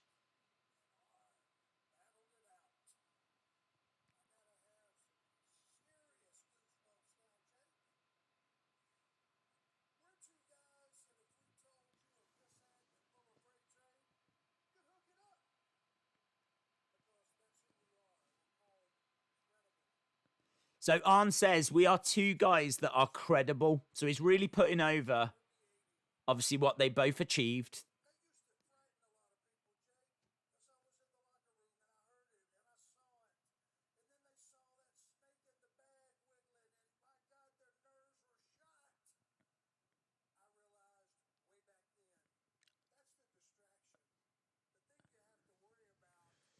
This is good for Arn.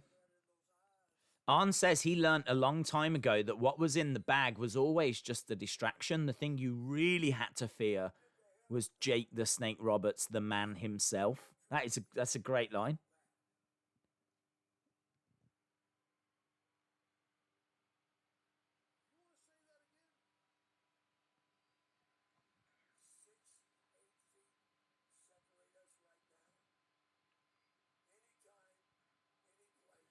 Anytime, any place.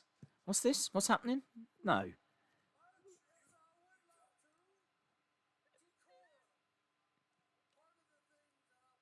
Arn says, as much as I would like to, let's get some decorum. Jake says, anytime, any place. I think we're going to commercial break for NXT, so you're not missing anything on NXT if you are. Great little segment, though. I will give that. Keith Lee coming out with Mia Yim. Mia Yim being attacked by Candice. That brings out Keith Lee. You then get a stare down with Candice and Johnny, Keith and Mia Yim. So we're definitely heading in some very interesting directions there. NXT has been brilliant tonight. It's been some big moments. Great match between Tozawa and Fantasma. That last match with Mia Yim, not great, but what happened after, really interesting. So, good show on NXT. And that Shotzi promo, brilliant. But I'm really enjoying this Jake Arn thing on AEW as well.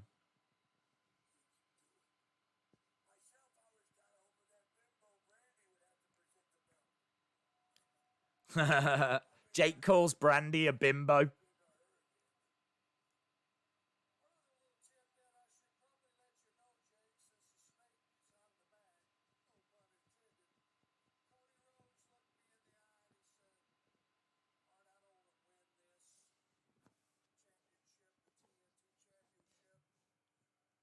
Got to go, guys. See you all. See you later, David Hall. Shout out to you. Days on and Jake are following social distancing. They are, yes. Which is the right thing.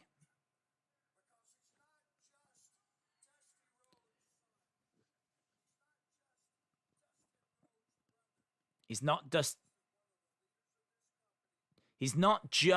Dusty Rhodes' son. He's not just Dustin Rhodes' brother.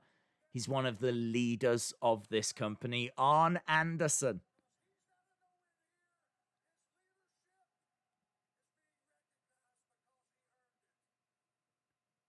Coming out with some great lines.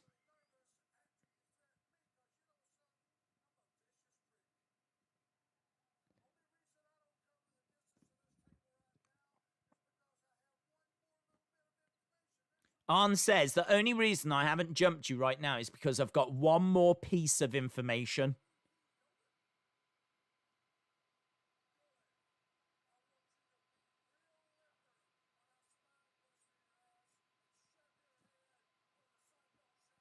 I want you to be real limber. Oh, Jake pushing Tony. Referees have come running down to separate these two. I mean, I don't quite understand because clearly there's no social distance in here because they're very close to these refs. Even if they are apart from each other, they're still close to other people.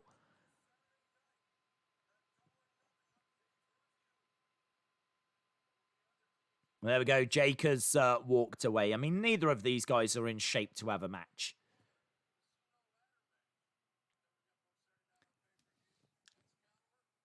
Oh, okay. Here's some of the entrants in that ladder match. I've not seen this. So, SCU, we've got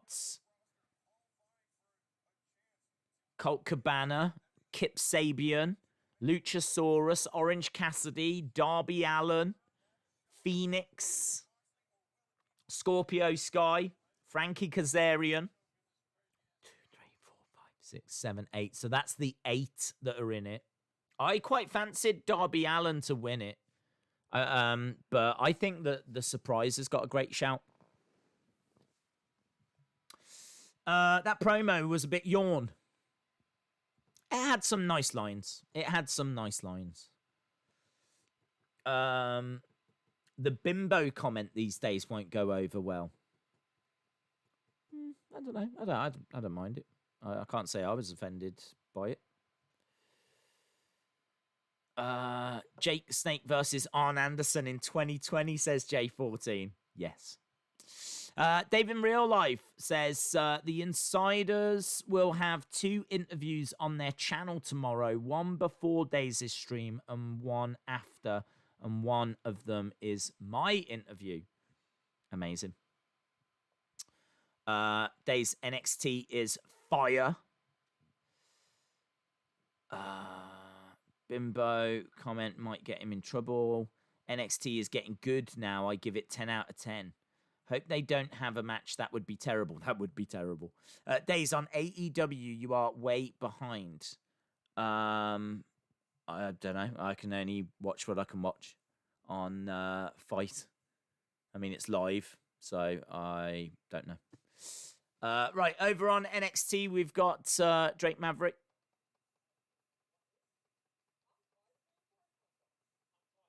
Drake says, I'm tired of feeling sorry for myself. I got to do one thing. And that's win against Kushida. Right. Shock the system. Who's coming out? Roderick Strong is coming out. That's who's coming out. Strong on his way. Bally-ho. Shout out to you, WWE Inside Access Wrestling. That's not my catchphrase. That is £10 a podcast. Adam Cole.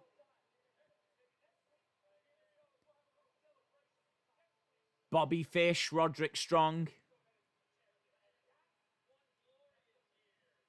Oh, they decided, didn't they, last week, that it was going to be Roderick Strong. Was it against Riddle? Or Loomis? I can't even remember now. It's been a long week. It's been a very long week. I'm going to say Loomis. I think it's Loomis. I think we were talking about it earlier, weren't we?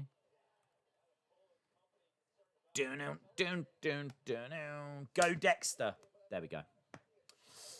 Right, yes, go Dexter. Step away from your laboratory. Right, Roderick Strong in the ring. Here we go. I love this music. So good. So good. Such a different feel.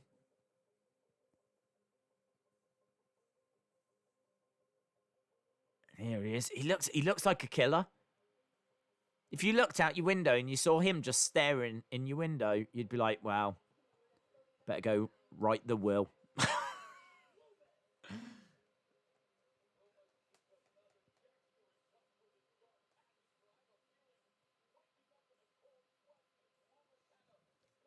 His hair is on point. There is not a single hair out of place on his head.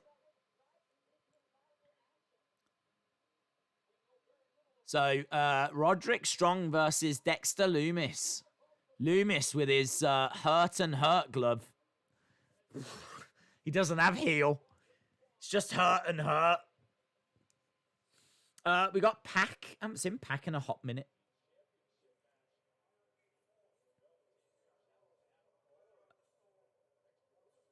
Yeah, Pac's sat at home waiting.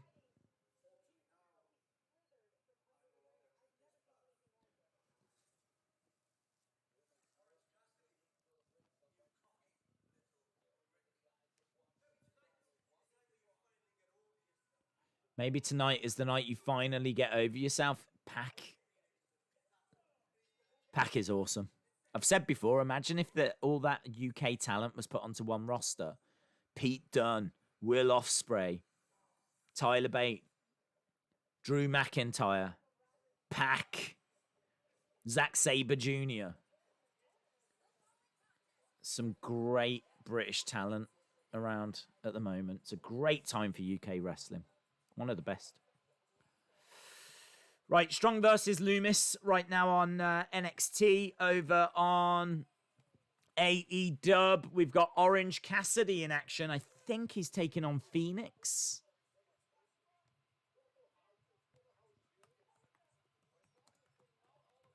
Orange Cassidy versus Fenix.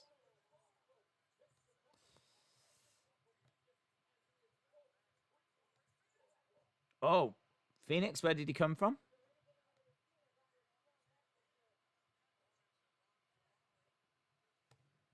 So I think Fenix was trying a cheap shot, and Orange just rolls into the ring.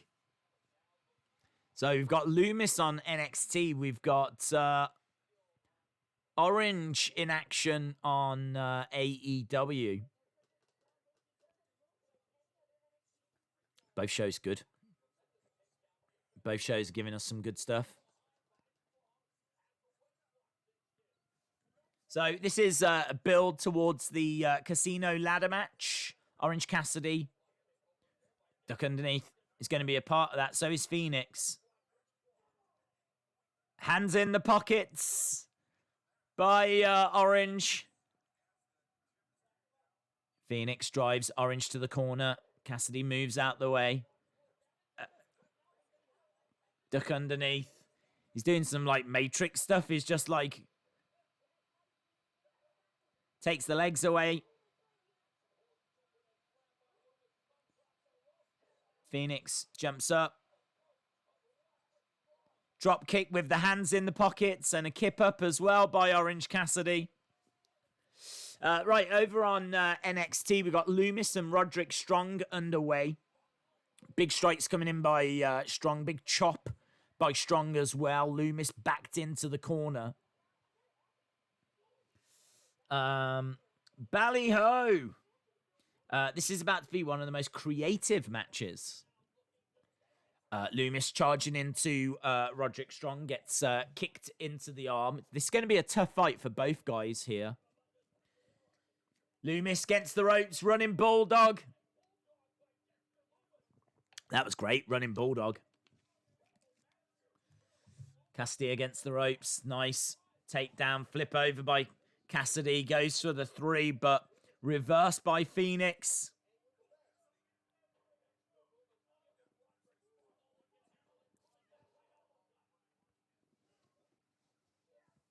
Over the top, Cassidy. Oh, double stomp to the back of the head by Fenix. Loomis down outside as we go to commercial break for NXT.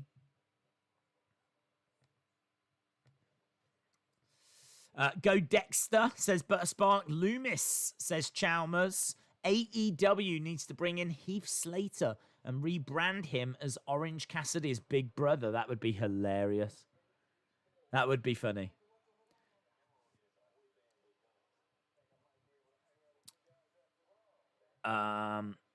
By God, Cassidy's relentlessness. Jeremy says, I think, is Death Triangle dead? No, well, it's just COVID, isn't it? It's just the fact that Pac is not able to compete at the moment. I mean, Pac's not advertised for Double or Nothing. I don't even know where he is. I don't know if he's stuck in England or what. That ladder match is going to be fire, says Wrestling Days fam. Shout out to Sunny Wolf. Shout out to C Wrestling. Sean says, this is such a creative match on Dynamite. Well, at the moment, Fenix is driving elbows into the side of the head of Orange Cassidy, who is managed to ground in the center of the ring, takes his head, drives it into the corner, puts his boot on the throat of Orange Cassidy, and Cassidy spills out of the ring. As we said, we are at commercial break for NXT. You need to start thinking about your halftime scores, but we're not quite there yet. But yeah, Orange Cassidy is down on the outside. Fenix just looking on. Oh, hello. Went out of focus, but we're back. Arn Anderson versus Jake in an adult diaper on a pole match. You'd love to see it. Right, Fenix has got Orange Cassidy up against a ring post, drives a knee to the midsection, goes for a big chop as well. And there's a few of the AEW roster at ringside, as always. I can see Sonny Kiss, a few other stars as well, as Fenix goes back after Orange Cassidy has got him up against the other ring post. Oh, you knew he was going to duck, and he does duck. And Fenix strikes the ring post. Knee to the midsection of Orange Cassidy. Jimmy Havoc with an AEW mask on. Here we go. Fenix is going to get back into the ring. I thought he was looking for a springboard move there or something. Cassidy down. Still a commercial break for NXT, but we should be going back in a second. I'm not sure. Oh, yeah, we're still underway with Strong and Loomis over on NXT. Orange Cassidy back into the ring whilst Rey Fenix is just kind of kicking him around. Just saying, is this all you've got? Strong is in control against Loomis on NXT. Strong going against the ropes and big forearm strikes to Loomis, who's in the corner. Roderick Strong picking up Loomis with a backbreaker as Orange Cassidy is dumped to the outside on AEW. Kick out by Loomis. Has Io and Rhea ended? No, we've not had that match yet. Daze, do you think you should invite Arn and Jake to Carneyland? It's an open invitation to all. Daze, my girlfriend lives in Scotland. Can she get a shout out? Yes, shout out to your Scottish girlfriend. Strong pulling back on the nose of Dexter Loomis. And he's got him all tied up, and he seems to be in a bit of trouble right now. He's got forearm right across the throat. Loomis looking up at Roderick Strong. Boot to the head, strike to the midsection by Loomis. Over on AEW, we've got Orange Cassidy back into the ring. He gets hurled into the corner. Quick strikes coming in by Orange Cassidy. Superman punch. Big strike by Orange Cassidy. Knocks down Rey Fenix. It's quite interesting. Against the ropes goes Orange Cassidy with a suicide dive. Fenix against the railings. Roderick Strong getting a little bit frustrated. He can't put Dexter Loomis away. Orange Cassidy up top. Big splash. Big crossbody. Gets ropes. Spun round. Nice. Tornado DDT by Orange Cassidy. I think his jeans have ripped open. Looking at Orange Cassidy's jeans, that hole on his knee seems to have got a lot bigger. So I think his his jeans have definitely ripped. I mean, they were ripped anyway. Lovely work. Some kicks to the face by Dexter Loomis. Uppercut by Fenix. There's so much going on. There's so much action.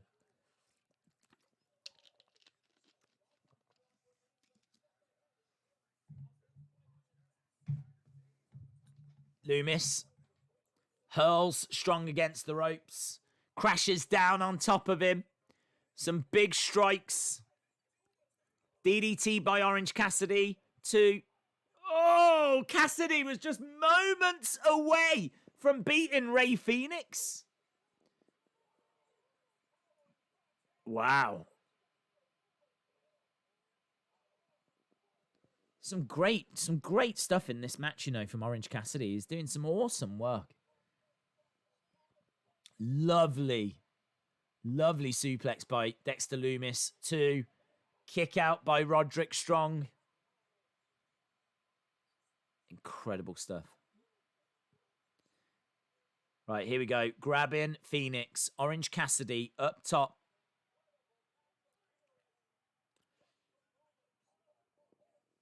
What is he going to look to do here? Is he going to flip over the top? He's hooking the arms. Fenix is trying to hook the arms of Orange Cassidy. Is he going to look to plant him face first? But Orange puts his hands in his pockets and fires back with a headbutt. Fenix, powerbomb from the top. Kick out by Orange Cassidy. Chop to the chest by Roderick Strong. Both matches are really good right now. Both matches are really good. Roderick Strong with some big strikes to the side of Dexter Loomis. Loomis, spine buster! Spine buster by Loomis. Little roll up by Orange Cassidy. Kick out by Fenix. Big boot by Fenix. Orange Cassidy. What a match too. Strong just manages to get Loomis. Kip Sabian has come down with a ladder. Roderick Strong managing to get Loomis. Loomis, though, grabbing Roderick Strong.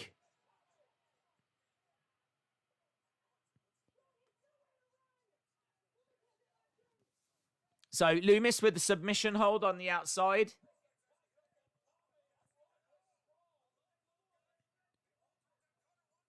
And Fenix gets the win on Orange Cassidy as well. So both matches ending. Undisputed Era have come down. They're firing kicks into Loomis. They can't get Loomis off of Strong. Look at Loomis. Look at Loomis and his eyes. And here's Velveteen Dream. And all this time, Loomis has got this hold. Super kick by Velveteen Dream.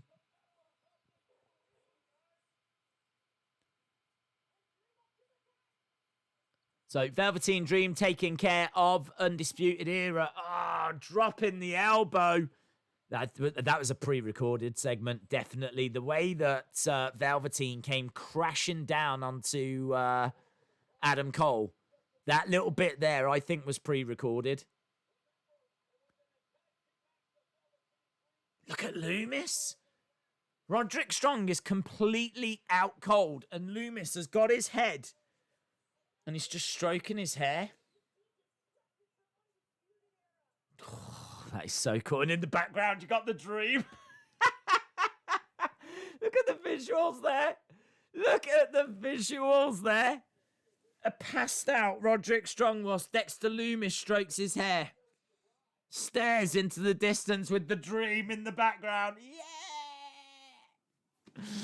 That was a riot. That was a lot of fun. That was a lot of fun. I do think that little moment was pre-recorded, though.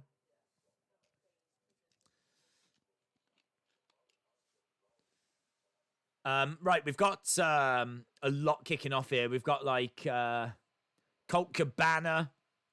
There's a lot of people involved in this ladder match.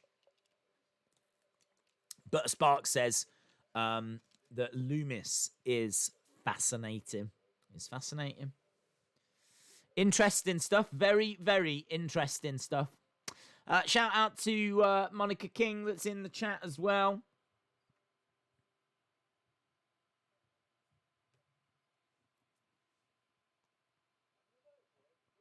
We are at commercial break for NXT. And as we said, it's there's no social distancing going on with AEW right now. There's a lot of people on the outside. Best Friends have come out to help Cassidy. Yeah, get your halftime scores in. Dexter is just as creepy as Adam Rotella. Every bit as creepy. Every bit as creepy. NXT 8, AEW 7.5. AEW 9, NXT 8, says Jerry. Chalmers says AEW 8.25, NXT 6.25. NXT 8, AEW 7.5, says LeBron Fan. Shout out to Wes Heron. Juan, thank you very much for the kind words. Both shows right now at commercial break. So this is our opportunity. This is our opportunity to get those half-time scores in. John says NXT 9, AEW 8. Dave says NXT 7.5, AEW 5. Sandman says NXT 9.75. Toy Bandit says NXT 4, AEW 9. Ahsoka says NXT 8, AEW 6. Chris Dizuba says NXT 8, AEW 6.5. Sean says AEW 8, NXT 7.75. NXT 9, AEW 8.5. But then Tyler says NXT 7, AEW 8. So little bit all over the place. Little bit all over the place. We'll see how this next 52 minutes goes. That's it. There's just 52 minutes to go, my friends. Maverick or Kushida? Mohammed Rafi says, Days, I want to pay condolences for Shad. Understandable, my friend. AEW rumors, Sami Zayn, Ember Moon, Luke Gallows and Rusev are going to AEW. I don't believe Ember Moon. Ember Moon last night said that her career might be over, so I don't expect her to go to AEW. Wrestling Days fan says, I'm not watching any of these shows. Elizabeth Lewis says, when Fenix did that dive off the rope, his feet hit that one guy quite hard on the head. Oh, I'm not sure I saw that. Hated the ending to that Cassidy match. Yeah, there was just a lot of moving parts, wasn't there? It's a bit of a shame because the match was absolutely incredible. But as soon as I saw Kip Sabian coming out with a ladder, I was like, oh, they're going to ruin it.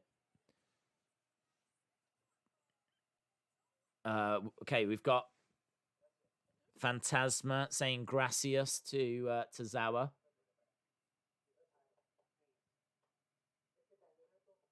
So a lot of respect between Fantasma and Tozawa. Is the Vanaluchas going to come? Oh, the Van of Luchas!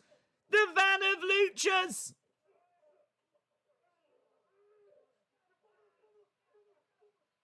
The Vanaluchas attack. They run away. They drive off.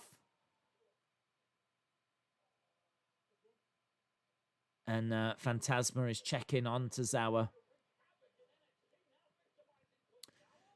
It always seems to happen when Fantasma's around. Right.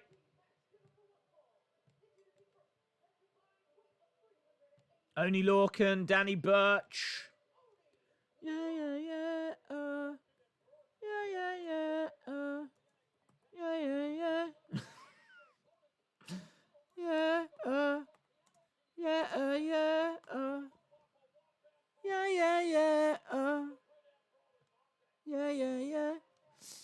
Right, Shida, Statlander versus Baker and Rose. Is this ever Rise? Not feeling this match, but Ever Rise. Anyone else think Ever Rise just sounds like a 90s soft rock group?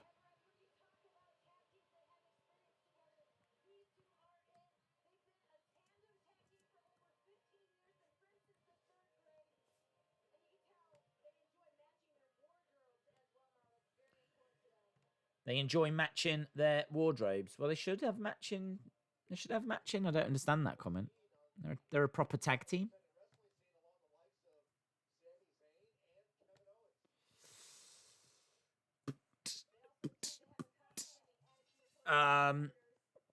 What should I make with rocks? Huh? I don't understand. Right, Baker has come down. We've got Statlander. We got Shida. We got Baker. And now it should be Nyla Rose. We're underway. I mean, look, I think this match will be all right, but I just don't know much about this Ever Rise.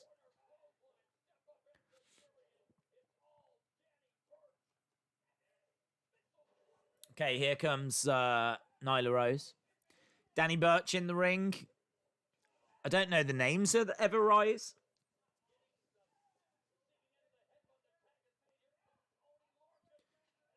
Double teamwork there. Ever Rise sounds like a bad blue pill brand. Sounds like a great blue pill brand. I don't know about a bad one. Days, my cat said she put her part on the TV. Amazing. So now we've got a dentist against an alien. Yes. A dentist versus an alien. We've all dreamed of those matches.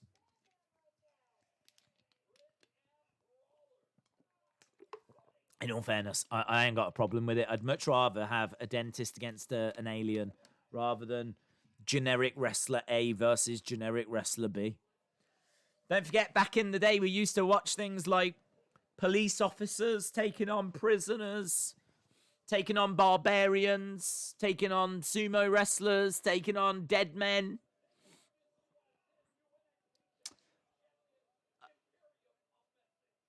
Okay, Shida and Nyla Rose were fighting over a kendo stick, and Britt Baker got taken down as a result. So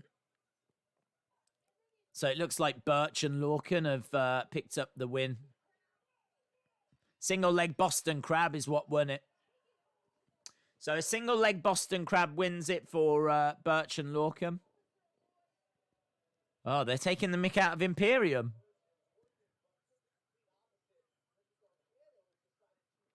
Taking the mick out of Imperium. They just did the hands behind the back.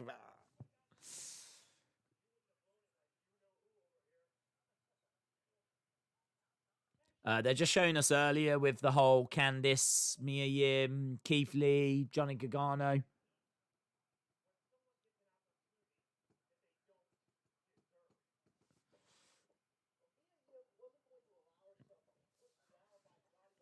Over on AEW, we're still underway with Nyla Rose and Kris Statlander in the ring at the moment. Can you give my friend Pancake Patterson a shout out? Done. Shout out Pancake Patterson. Daisy's having is NXT having longer commercials? I don't know. It's having a lot of commercials. I know that much.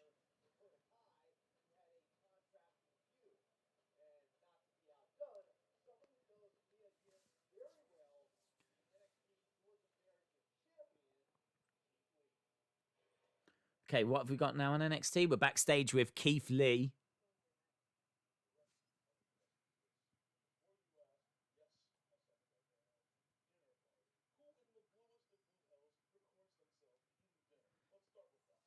Who records themselves eating dinner?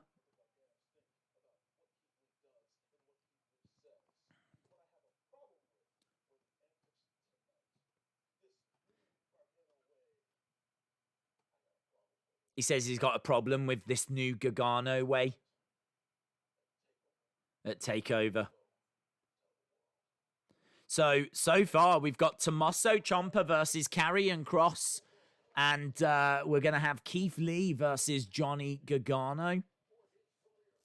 I wonder if it'll be Velveteen versus Adam Cole again. Drake Maverick, Kushida coming up next. Wow, look, let's just get through it. Let's just see. Let's just get through it and see. Kushida.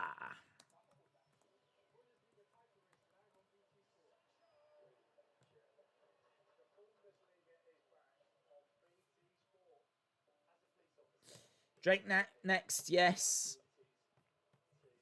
Days, I thought Justin Roberts is the ring announcer on AEW. What happened to him? I honestly don't know. I don't know if they're rotating people again. It could be anything to do with like what's going on in the world, you know. I don't really worry or question if there's like people missing.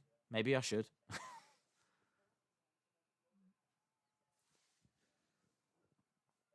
Right, Nyla Rose in the ring right now with a Dragon Sleeper on Kris Statlander.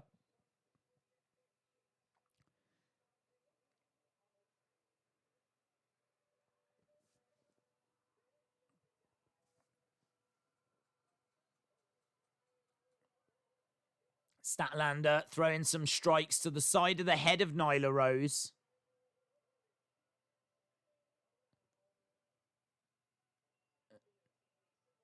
Nyla Rose has got Statlander up.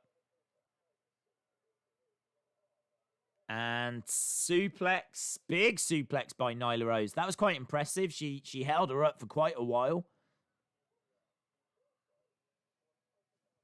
Another commercial break for NXT.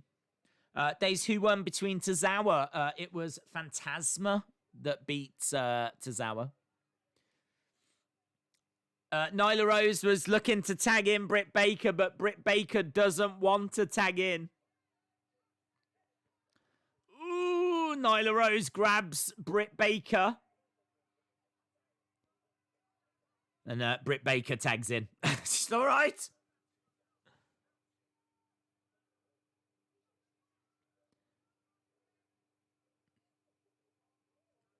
So, Britt Baker in, but she gets caught. Small package by Kris Statlander, but Baker gets out. Big forearm strikes. Days, if there was one AEW and WWE superstar you could replace with the other, who would it be? We've answered that a few times. I'd probably go big and swap Kenny with...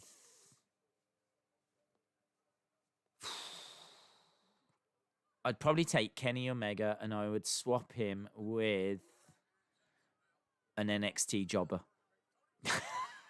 I'm not saying they're the same level. They're absolutely not. But I'd just be interested in seeing Kenny versus Johnny, Kenny versus Tommaso, Kenny versus Dexter Loomis, Kenny versus Kushida in NXT. The problem is, if I swap Kenny with Johnny, I'm not going to get the match, am I? So I can't swap it with Johnny, and I can't swap him with Tommaso. So that's the problem.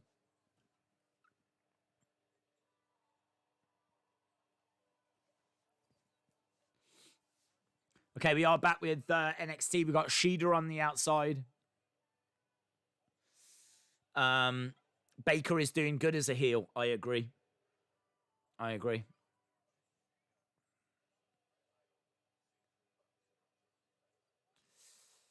masked men who attacked Akira are the Luchas from 205 Live.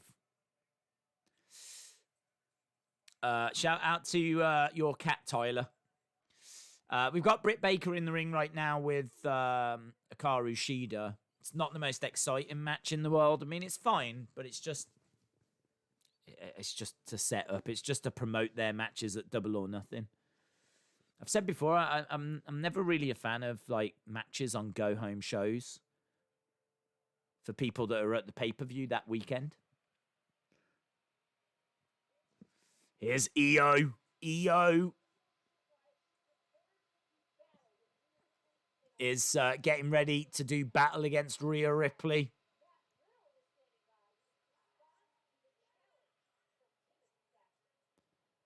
She's unhinged, isn't she? Just kind of like screaming to herself backstage. Matt Riddle.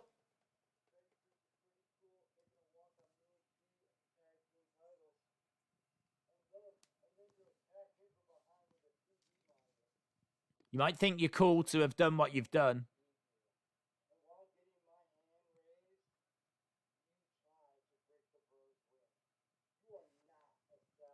You are not a stallion. You're a putz.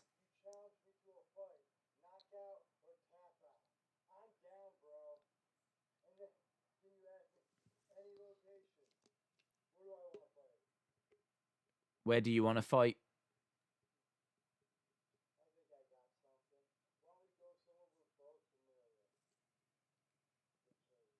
The cage. It's going to be a cage match. It's going to be Matt Riddle against Thatcher inside of a cage. Wow, that escalated quick, didn't it? Is that going to be a takeover? Riddle versus Thatcher inside of a steel cage. Man, can you imagine Matt Riddle inside of a cage? Right, Kushida is here. I'm a big fan of Kushida. One of my favorite stars on NXT. Kushida having a look at that Cruiserweight Championship. The time splitter.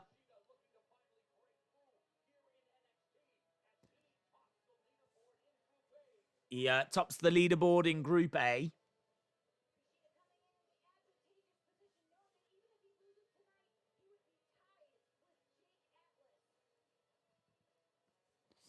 Daze, do you think Mike Tyson will get involved? Don't know that he gets involved in the outcome, but he might do a little something after. Kushida, man. Kushida, I'm come on, Kushida.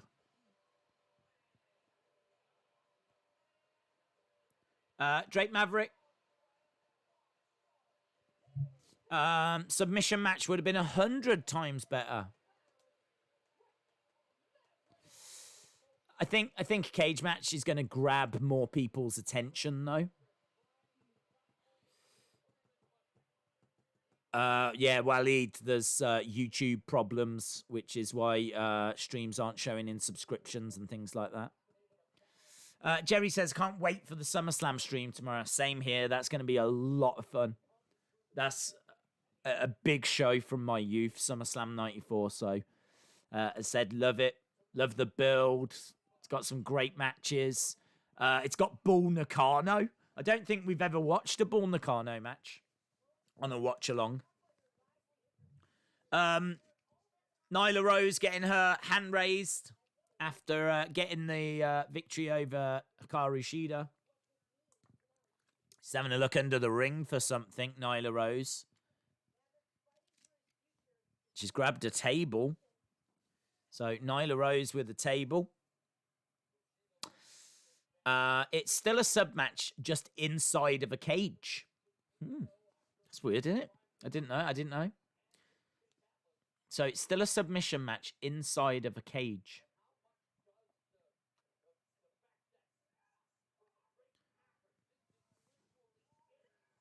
Shout out to famous KJ Carter. Daze, will you feel like it's a work if Drake wins this? I would like for Drake to stay with the company. So if he ends up staying, great. But I think there's been so many mistakes that have been made all throughout this whole thing. It's not. I've said everything that needs to be said. I'm going to watch In Your House 2 after this stream. Nyla will end up going through the table, says Chalmers. We've only got 35 minutes left of the shows. I mean, the time's just been slipping away. It looks like she will as well, because Hikaru Shida has got Nyla Rose with a big suplex. I tell you what, I think Shida took quite a bit of that damage.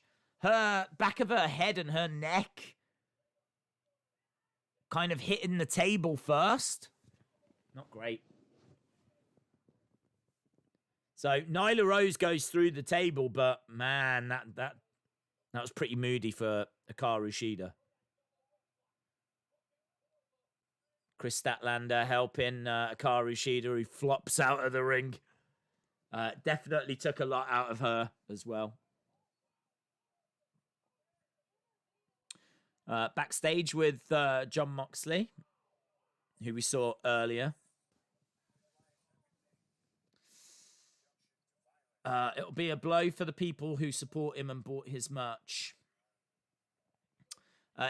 If Drake goes anywhere, I want him to use the Matt Lucas baked potato song. I did love that. That was so much fun, that baked potato song.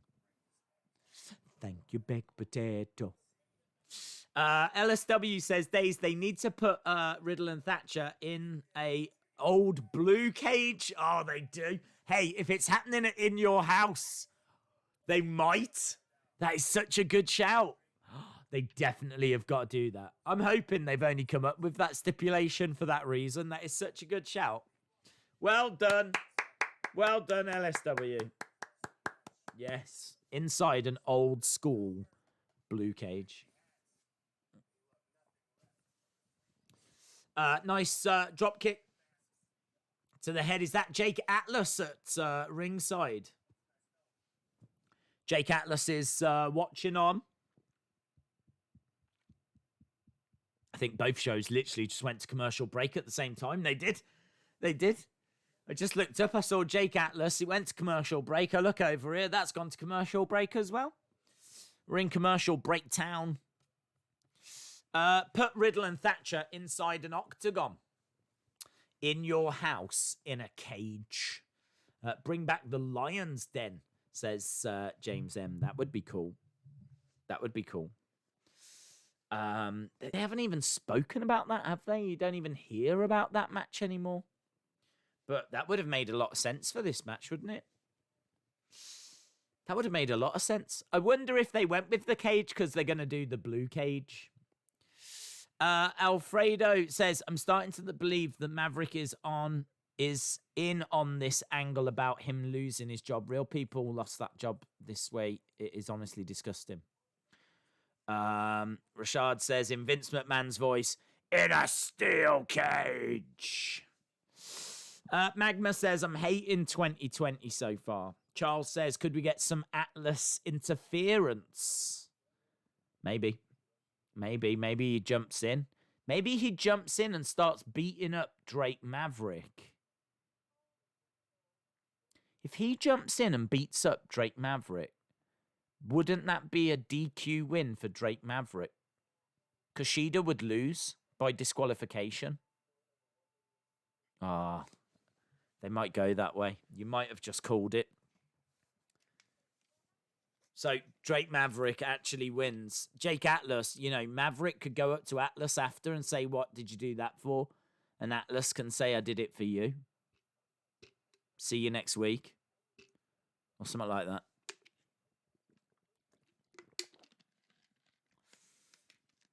WWE sucks. Their PG. AEW is TV 14. Too many commercials. SummerSlam 94, The Memories. God, great show. I can't wait to watch it. Really can't wait to watch it. Random question. What promotion has come up with the best pay-per-view names? I don't know. I don't know. I'd have to say WWE. Just because of the amount of pay-per-views that they've had. I mean, in all fairness, they've had some awful ones. Things like Great Balls of Fire. I think we were all taken aback when we saw that. Great Balls of Fire. EC3 made a live Instagram watching the fight of Maverick, so probably Drake is going to lose. Days, did you see Batista's tribute to Shad today? It was a very nice tribute. I didn't, sadly. I'm sure I will see it at some point. In 30 minutes, we get to go inside the NWA. That's true. I blame Kushida for the time going quick. He is the time splitter, says Jaden. Yes. We've got Sean Spears news on AEW. Kushida going after Drake Maverick. Drake Maverick moving out of the way.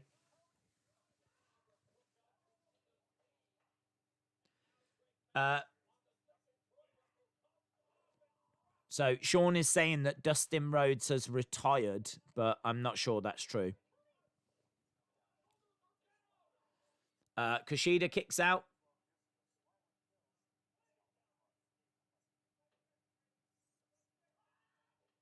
Ah, big kick by Kushida.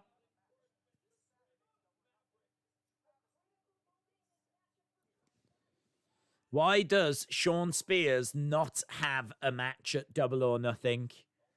That's the top story on Shawn Spears news.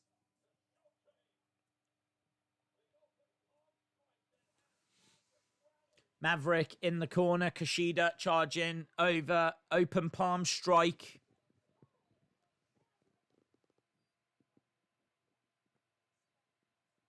And they're showing Jake Atlas. Kushida has got Maverick's arm and he drives his knee into the arm.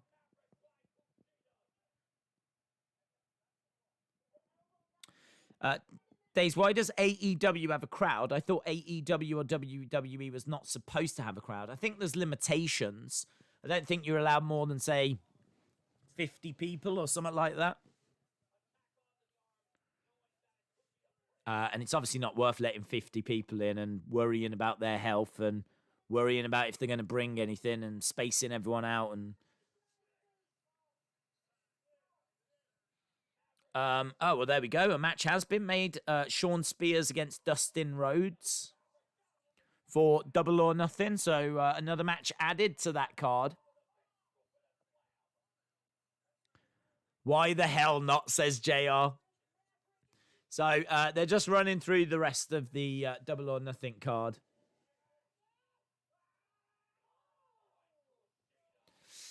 Shawn Spears is getting the same type of booking that he should have stayed in WWE.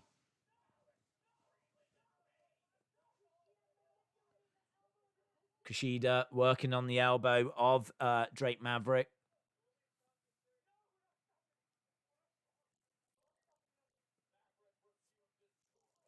They should bring back the ultimate submission match through Riddle versus Thatcher. It would make perfect sense. Can Drake be XFL commissioner? He might struggle.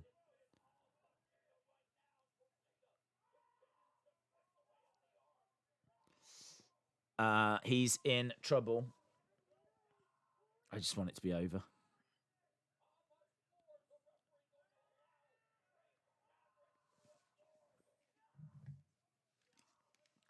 They're just running through the different matches for Double or Nothing. They're now talking about the casino ladder match that's going to be taking place. Of course, we don't know who the mystery 9th person is going to be. There's big rumors. It could be Drew Gulak, could be Sting, might be Brian Cage.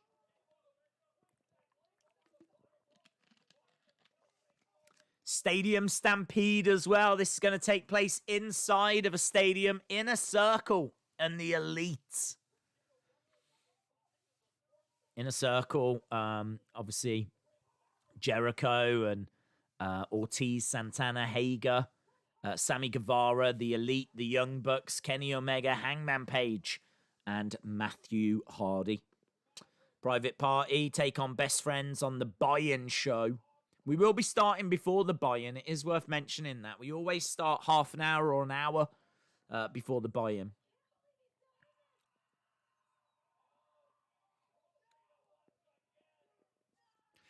Days, do you think this is Drake Maverick's last match? I just want it to stop. I'm just not entertained in the slightest. I just think everything about it screams storyline.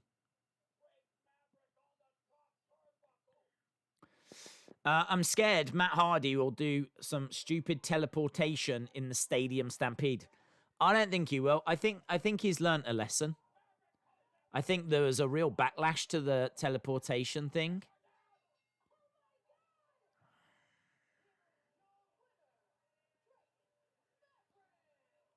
Ridiculous. We have not witnessed a miracle. We've witnessed absolute stupidity.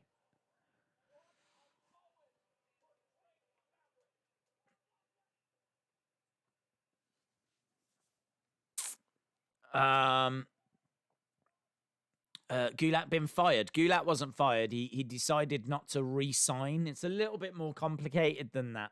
He wanted to get a little bit more money, is what the reports are suggesting, and basically money that he was owed. You know, he'd been brought up to the main roster, so he was owed that money. But well, I suppose he's not owed the money, but it would have put him in line with other performers. Do you know what I mean? And they wouldn't do it. They wouldn't do it. They wouldn't give him that little bit extra. So he's decided not to re-sign.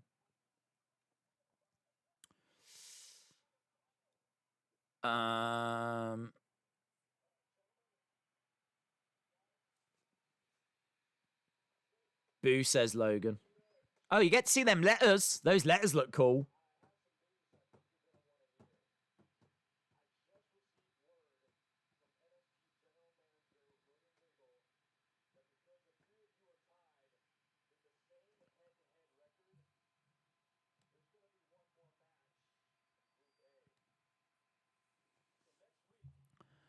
Right, Sammy Guevara making his way.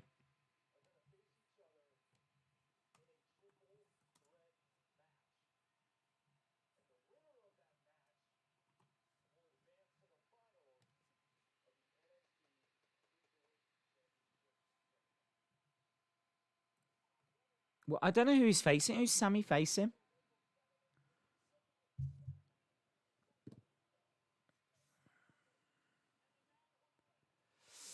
Yeah, I mean, look, my thoughts is this is horrific. It's one of the worst storylines I've ever seen. It reduces my score for NXT. I'm just appalled. I'm just absolutely appalled. I think it's disgusting. I've thought it was disgusting from the start. Nothing has changed my opinion. I hate it with every fiber in my body. I absolutely hate that story. I hate it. So yeah, it really rubs me up the wrong way. So I hate it. I think it's awful. I just think it's trash. I think whoever came up with it should be held responsible.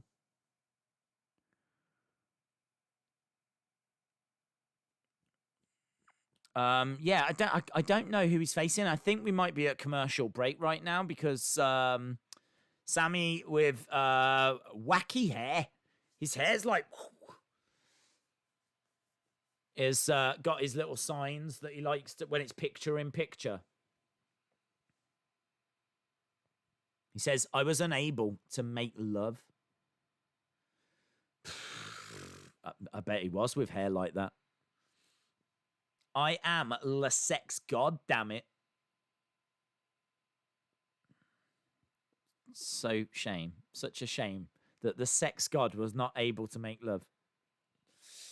Damian Priest is going to be in action coming up next.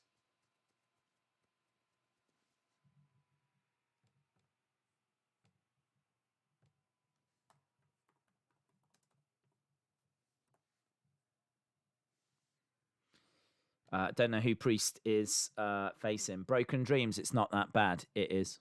It is. It is that bad. It is that bad because they are doing a storyline about a man losing his job at the same time they let go of a load of wrestlers. They actually fired a load of wrestlers. And right now, we don't know if that emotional video that really touched us all, if we don't know if that was real from Drake. Like, what if Drake never lost his job? Never lost his job? What if he has been signed all along? What if he's playing along with this? What if this is just a story? What if they there's no way of spinning it that it's good?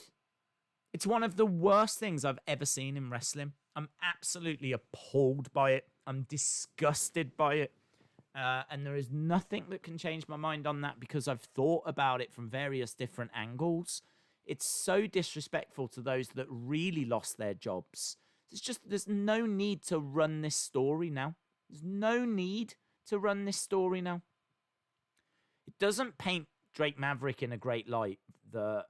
It doesn't make me want to cheer for him or anything like that. I want him to have a job, a livelihood, and all of that kind of stuff.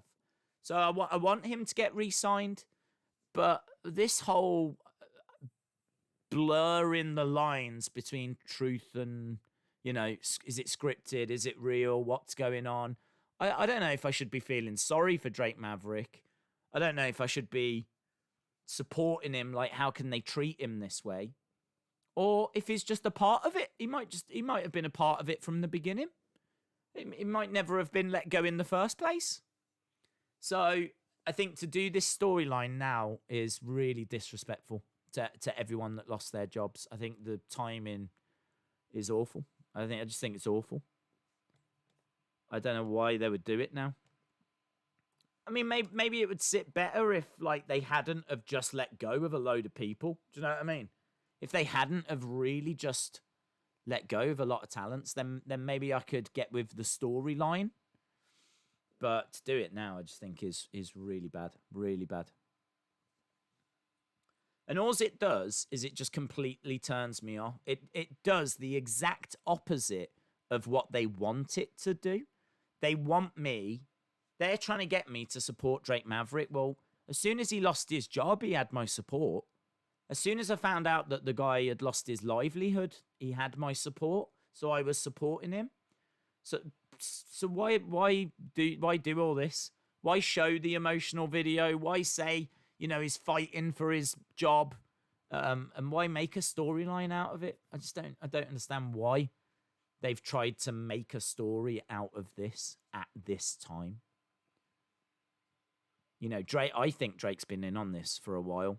He actually made a comment on the bump, talking about how relatable this situation was. Just kind of using words where you go,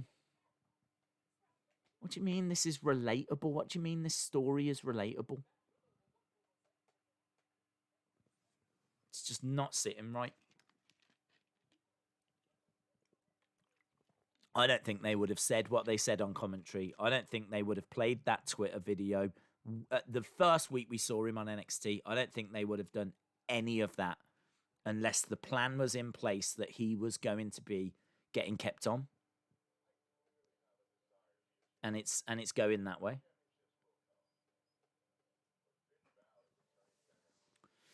Right, Damian Priest. I don't know. I don't know if he's facing anyone or if this is just a promo.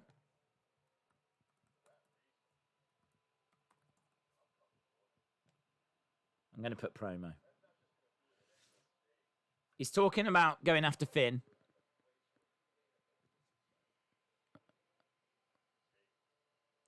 I'm going to do it at TakeOver.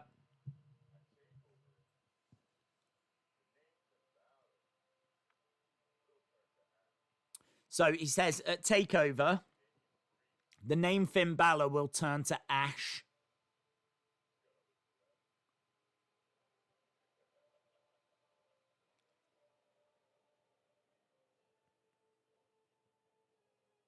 Okay. Well, he says that he's going to burn Finn Balor's name, and the name Damian Priest is going to last forever. We're seeing some graphics for In Your House right now. So, Tommaso Ciampa versus Karrion Kross. Nice yellow strip along the bottom.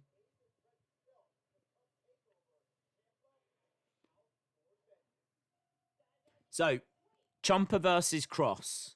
Damian Priest versus Finn Balor. Keith Lee against Johnny Gargano. Timothy Thatcher versus we need a championship match. We need a women's match. I can see them add in. We haven't got a tag match in there. There's quite a few matches that are getting added here. We still need a women's championship match, and we need to have an opponent for Adam Cole, which I can only guess is going to be Velveteen Dream. And I got to tell you, if Velveteen Dream is going to be taking on Adam Cole at a TakeOver, how many times are they going to keep denying the Velveteen Dream? I don't know what's come of those allegations. If those allegations are sort of done, if they've been disproven, then they really might put the title onto Velveteen Dream. Right, Io Shirai is taking on Rhea Ripley.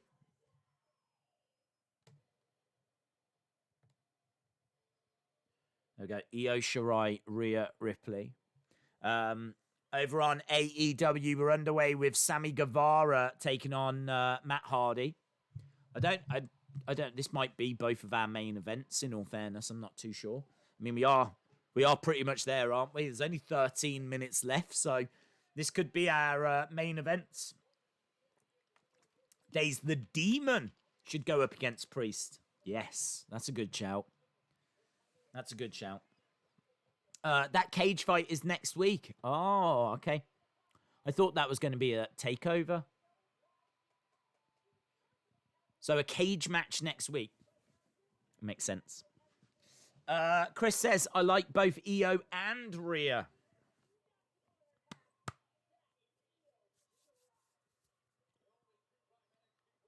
$13 to go. Yes, 13 minutes to go. I got 13 minutes to go.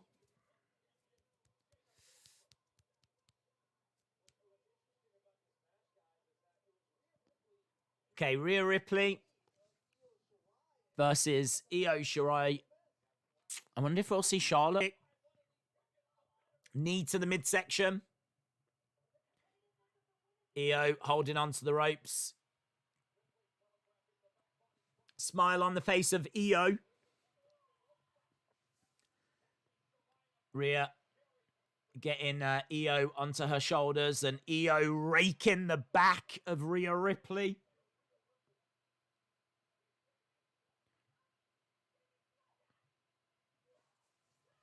Oh, big clothesline. Down goes Io. They should save it for TakeOver. Have a cage match there. Yeah, that is such a shame. If they're going to do it next week, then we're not going to have the blue cage, are we? Apparently that blue cage is nasty. Obviously, there's no give in it at all. There's no give in that blue cage. Apparently, it just hurts. Which is why they ended up replacing it. Altering it. A cage match next week, and then it will be in your house match at an in your house. Elbows coming in by Io.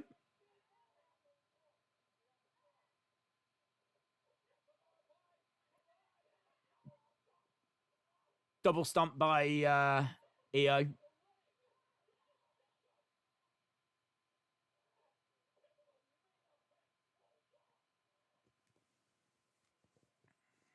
Right, well, that's gone to commercial break. Over on AEW, we're underway with Sammy against Matt Hardy.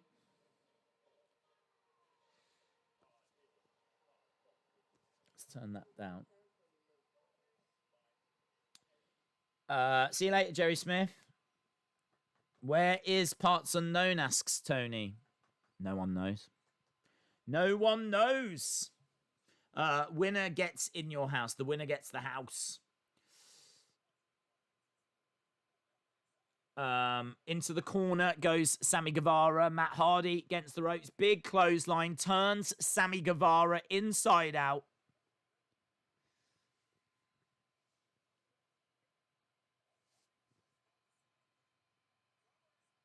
Goes for the pin. 2. Kick out by Sammy. We've just got 9 minutes to go. 9 minutes left of AEW and NXT.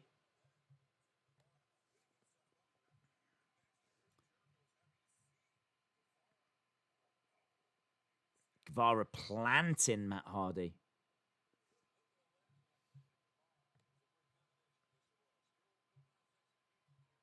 Is a cage fight different from a steel cage match?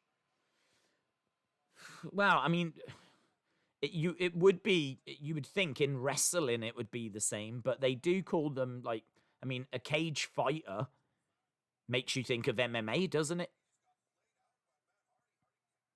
But we've not seen that in WWE, so I'm not expecting it to be, I'm expecting it to be a steel cage match. I think they would have been a bit more specific if it was something different. Matt Hardy with the pin on Sammy. Sammy getting his shoulder up.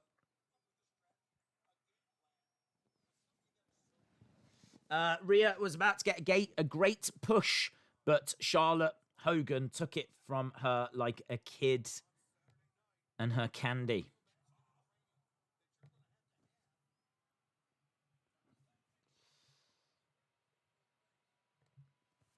So Matt Hardy down. Super kick by Sammy Guevara.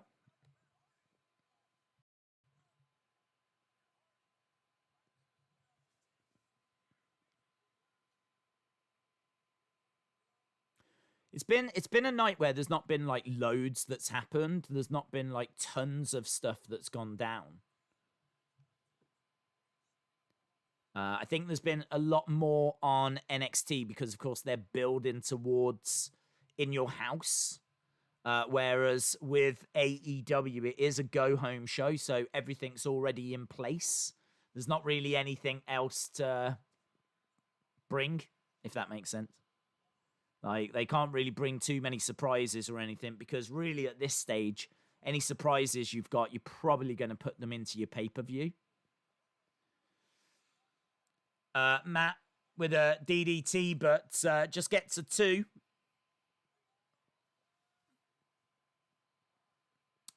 7 minutes to go. We've got 7 minutes to go.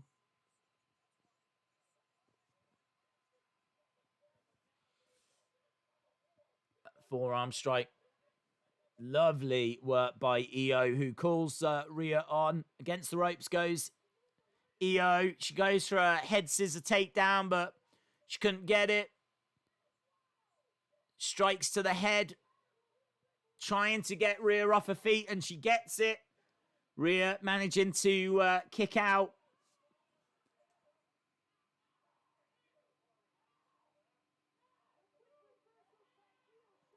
Io, so fast. Matt Hardy down in the ring. Guevara going for the pin. 2.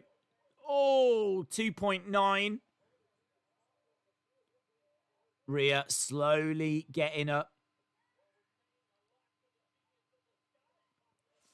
Days, is Akira Tozawa still in the tournament? I don't know. They didn't say. I mean, I think he's out because there was 2 people in that group that had the same record, and it was Fantasma and Tozawa. And obviously, they just faced each other, and Fantasma won. So there's not really a need for them to face each other because they faced each other tonight, and Fantasma won. So I think Fantasma's through.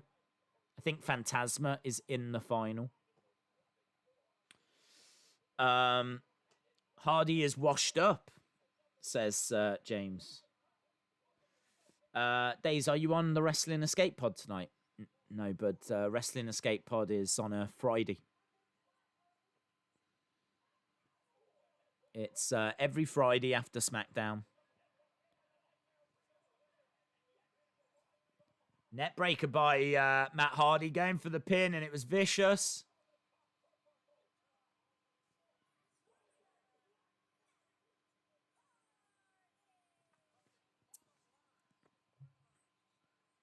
Here we go. Rhea Ripley trying to get the pin on Io.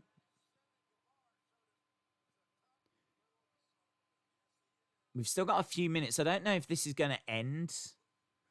But maybe we're going to get the Inner Circle coming out. Maybe we're going to get the Elite coming out. Maybe this is going to be like a big brawl beatdown in the final few minutes to end AEW.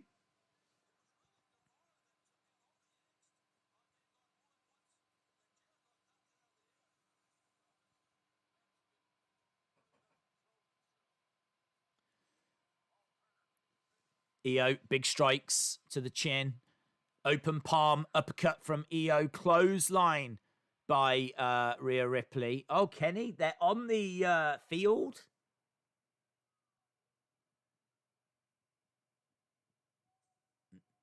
They've been beaten up, Kenny. Jericho says, I'm going to destroy Kenny Omega. Matt Hardy's trying to Help him. Big strike to the midsection.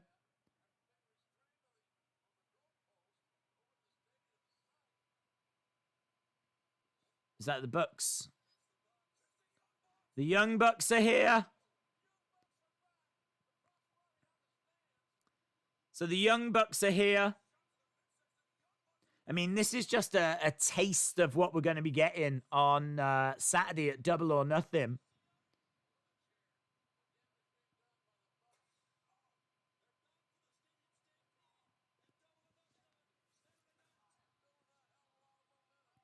Io Shirai as well, going against the rope. Suicide dive comes crashing down onto Rhea Ripley. Little graphic for the stadium stampede. Yeah, so exactly what we thought. And talking of what we thought, Charlotte making her way down. So Charlotte is on NXT.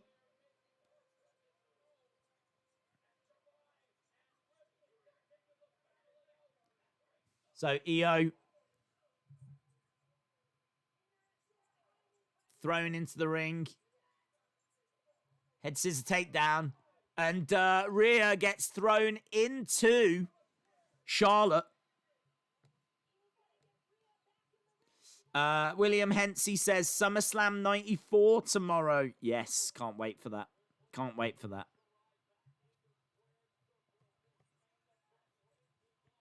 Here we go. Io running over. Double knees into Rhea Ripley. I believe Charlotte is still down outside of the ring. 2. Oh, just a 2. I'm thinking triple threat. I'm thinking Charlotte's going to get up and just start beating up on these two.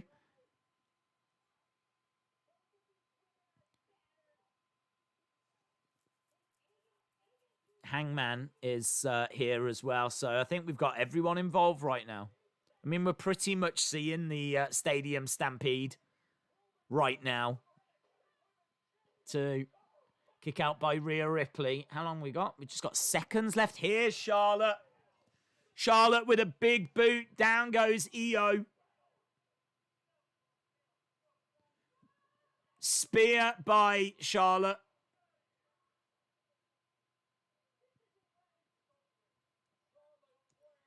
That's going to be a triple threat, isn't it? Takeover in your house.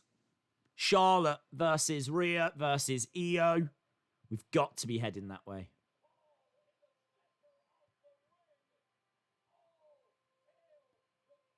All hail the Queen, says Mauro. This is Flair country. Dun, dun, dun, dun, dun, dun. Right, NXT is finished. It ends with Charlotte holding that championship up in the air. Over on AEW, the two tribes have parted. Of course, still big question marks about Hangman.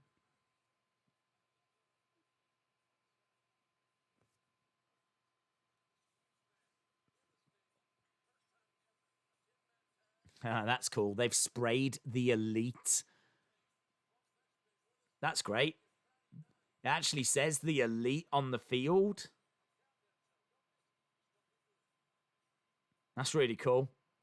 That's really cool how they've sprayed the Elite. I wonder if it says Inner Circle the other end. That's really cool. I really like that. Right, get your scores in. Get your scores in. NXT 8, AEW 7, says Sunny Wolf. NWA interview is on now. Yes, definitely check that out. So I'm definitely going to want to watch that. It's I've said before, these kind of interview things are really hard to do watch-alongs for. Otherwise, I would turn it over and give you my thoughts on it and watch it and whatever. But it's I find it easier to just sit down and watch them. So I'm definitely going to be watching that. I'm looking forward to watching. It's kind of inside the NWA. But I would absolutely urge that you check it out. It's on YouTube right now, free for you to watch and enjoy. C Wrestling says AEW 7.75, NXT 8. Nelson, we still don't know. What was the point of Rhea winning the title from Shayna if they were just going to take it off of her so quickly? Please explain. I think it was a big moment at the end of 2019. Rhea was someone that hadn't been in NXT that long, but she had loads of momentum. And I would say that it was probably the right time. I mean, Shayna had been champion for a long, long time. So putting the title onto Rhea did make a lot of sense. And it was a big moment. They let the fans into the ring. It was one of those big kind of iconic NXT moments from 2019, was all the fans coming in and Rhea celebrating and Shayna's been defeated and what's going to happen for the future. And, we're on the verge of 2020. And so it made a lot of sense. And as we said, she had bags of momentum. Keith Lee had a lot of momentum coming out of Survivor Series, and they gave him a championship. He had the North American Championship.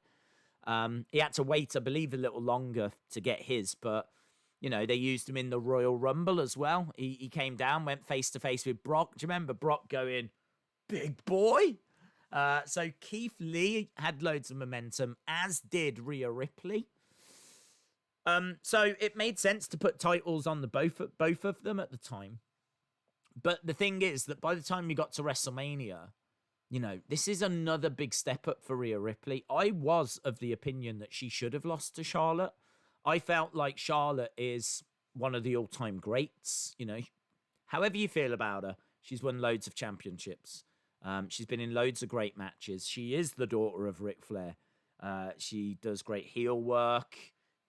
She's great. She's athletic. She's been in WrestleMania main events. I don't think you can have Rhea Ripley go into her first WrestleMania and winning that match. I think there's something to be said for working hard and, not getting it at the first time of trying. It's all right to not win the first time you try. Many people don't. You have to work hard, keep going at it. So I kind of felt that Rhea being NXT champ, but taking on Charlotte at WrestleMania, I felt like that should have been a bit too much for Rhea. And it was, and they went that way.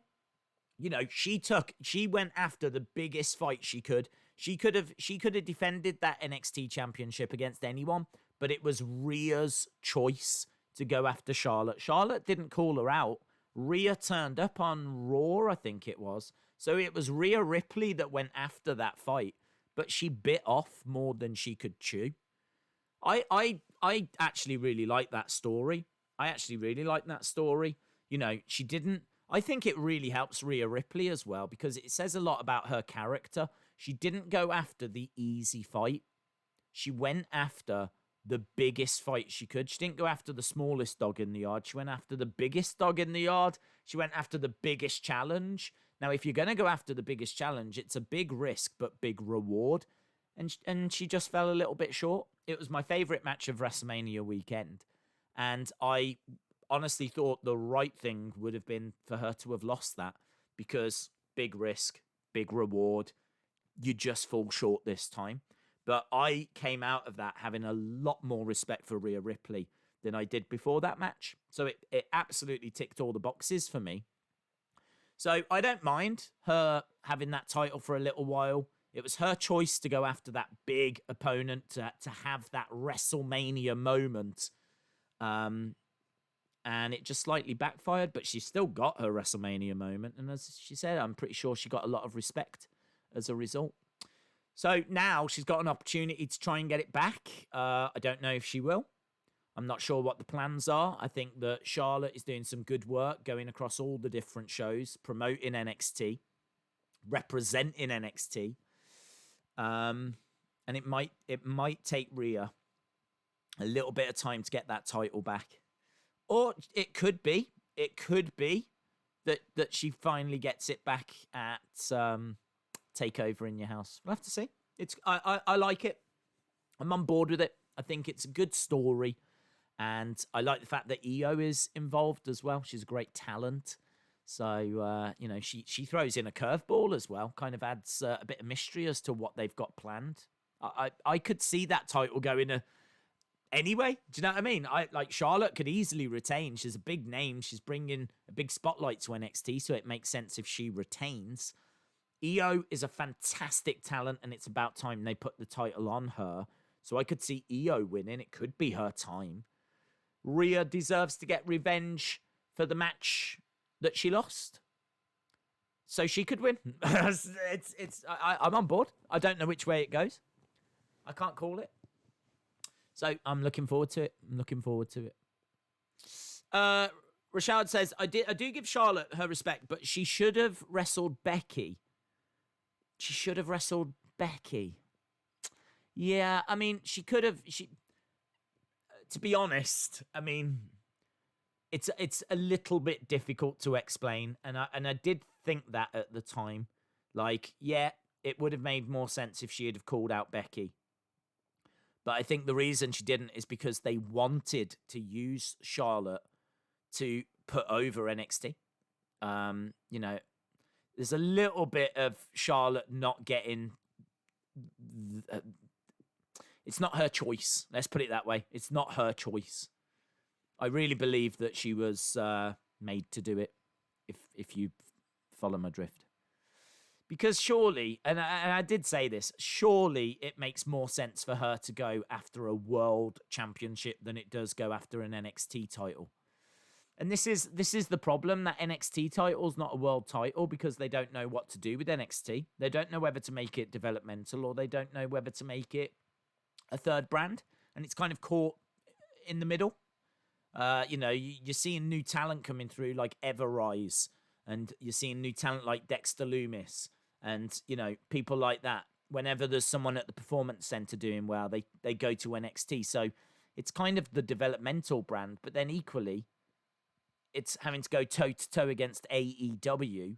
It's got Finn Balor on the roster. It's got Charlotte on the roster. We're told it's a third brand. It's part of Survivor Series, but it's not part of Money in the Bank. It's part of Royal Rumble, but it's only got one match at WrestleMania. It's not going to feature at Backlash. It's got its own pay-per-view. Like, what is it? What is this thing? What is it meant to be now? It's having an identity crisis, in my opinion. So, we'll see. We'll see how it plays out. We didn't need Becky versus Charlotte for the 1000th time, says Phil. Right, yes, let's give scores. And don't forget, you can, there's programs every day on that NWA channel at the moment. Now, I honestly think this is really difficult for me to score because I think the better show was NXT. And I don't think that's AEW's fault. AEW didn't really do anything wrong. It's just the fact they've got a pay-per-view this weekend and everything's pretty much set. Like, there's not really anything that they need to do. There's no surprises they can do. All the matches are done. They've just got to put the final touches in place. I mean, we've said so many times that go-home shows are normally the worst shows. There's no surprises. There's nothing left to do. Just final touches. And that was very much what we got here. Some good in-ring action and some decent promos and certainly a solid show, but nothing spectacular. I mean, honestly, I'd say below average. If you think that an average AEW show normally gives you a really big talking point, I don't feel like I got that here. I don't feel like I got that big talking point because the big talking point is this weekend. It is Double or Nothing. So if an average show is 6.5, I'm going to go with 6. I'm going to say that it was just below average, but, and there is a big caveat to this. There is a big caveat to this. Not their fault. Not their fault. I'm not saying it was a trash show. I'm saying it was a solid show. I'm saying that it was an average show for a go-home, but I'm not comparing it to that. I'm comparing it to other AEW shows. Like, if I was going to tell someone to watch AEW, this would not be anywhere near the top of the list of shows I would recommend. So, for me, I'm going to go with a 6. But it is a solid 6. It's a solid 6. Now, AEW. So, that was AEW. NXT. I actually think was not bad. That did have some good moments because they were booking matches for their forthcoming pay-per-view. So they did have some moments that I don't want to say shocked me, but I was impressed with. But they equally had some moments that I absolutely hated as well. So I am going to find this quite difficult to score, if I'm being honest. I think that I would give NXT, it was a better show. I'm thinking it was around about a 7.25, something like that. And I'm going to knock a whole mark off for that. I'm going to knock a whole mark off for the Drake Maverick stuff because I absolutely hate it. I absolutely hate it, as is well documented, and I do not need to keep talking about. So I'm going to say that it should be a 7.25. It's actually a 6.25 for the Drake Maverick stuff. But it's still just pips AEW. But definitely some stuff on NXT that I thought was good. I enjoyed Tommaso Ciampa coming out and going face-to-face with Karrion Kross. Thought that was good. I really enjoyed the Fantasma Tozawa match. I thought that was very good. Loomis against Roderick Strong was very good, but it was up against a great match with Fenix and Orange Cassidy as well. So there was some really impressive stuff tonight. But for all the reasons I gave, that's why I'd be going with the scores below. You might think they're a little stingy, but as I said, I'm knocking a mark off from NXT. Should be a 7.25. And when it comes to AEW, it just didn't have any OMG moments. It was just a go-home show. I mean, the brawl at the end, the elite thing on the floor, that was pretty cool. But as I said, not a show that I'd be recommending compared to other AEW shows. So a 6.25 for one segment. Well, it would be a 7.25, but I knocked a mark off for that one segment. What does Drake actually have his job back? Doesn't he still have to win the triple threat now?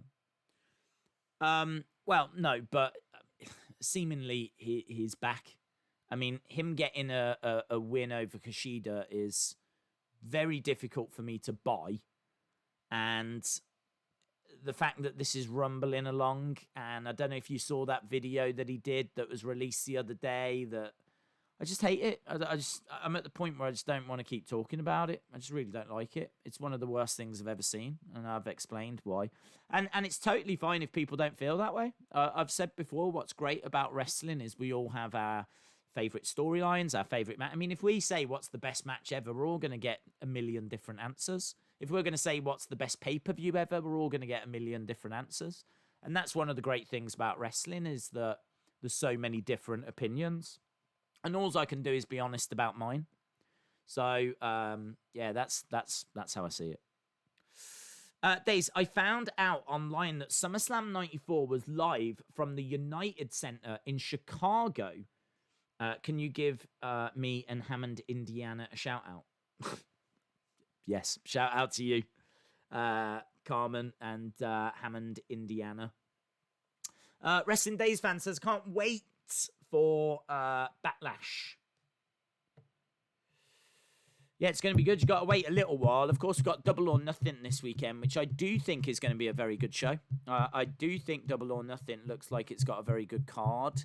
I'm quite excited for Mike Tyson, Cody, Lance Archer.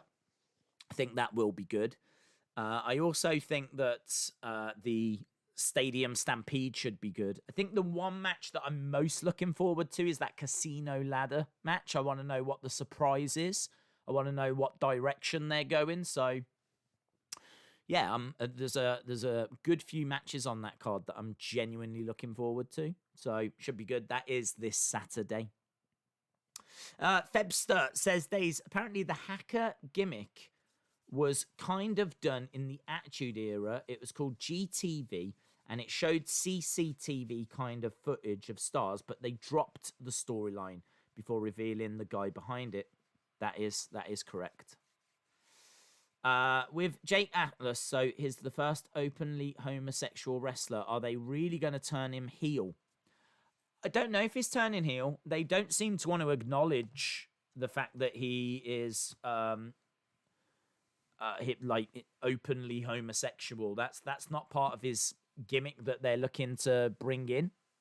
So, which is a little bit surprising. You would think that that's something that he's very proud of, rightfully, and something that he likes to, express. So, I don't know. They're just presenting him as another wrestler, which is fine as well. But yeah, I suppose it's a little bit surprising that they're not at least talking about it. I would feel like it's a talking point. There was a little bit of lag. Wrestling Dude says, I heard that Backlash is going to be the best pay-per-view ever. Did you hear that from Charlie Caruso and Tom Phillips? Jaden says, Days, I truly believe that Pete Dunne is going to turn on Matt Riddle and join Thatcher. Well, we'll have to wait and see. It depends when this travel ban is over, isn't it? AEW 7.5, NXT 8.5, says John. I don't know if Darren Young is still wrestling, to be honest. I can see a few people talking about Darren Young. I'm not sure. I am not sure.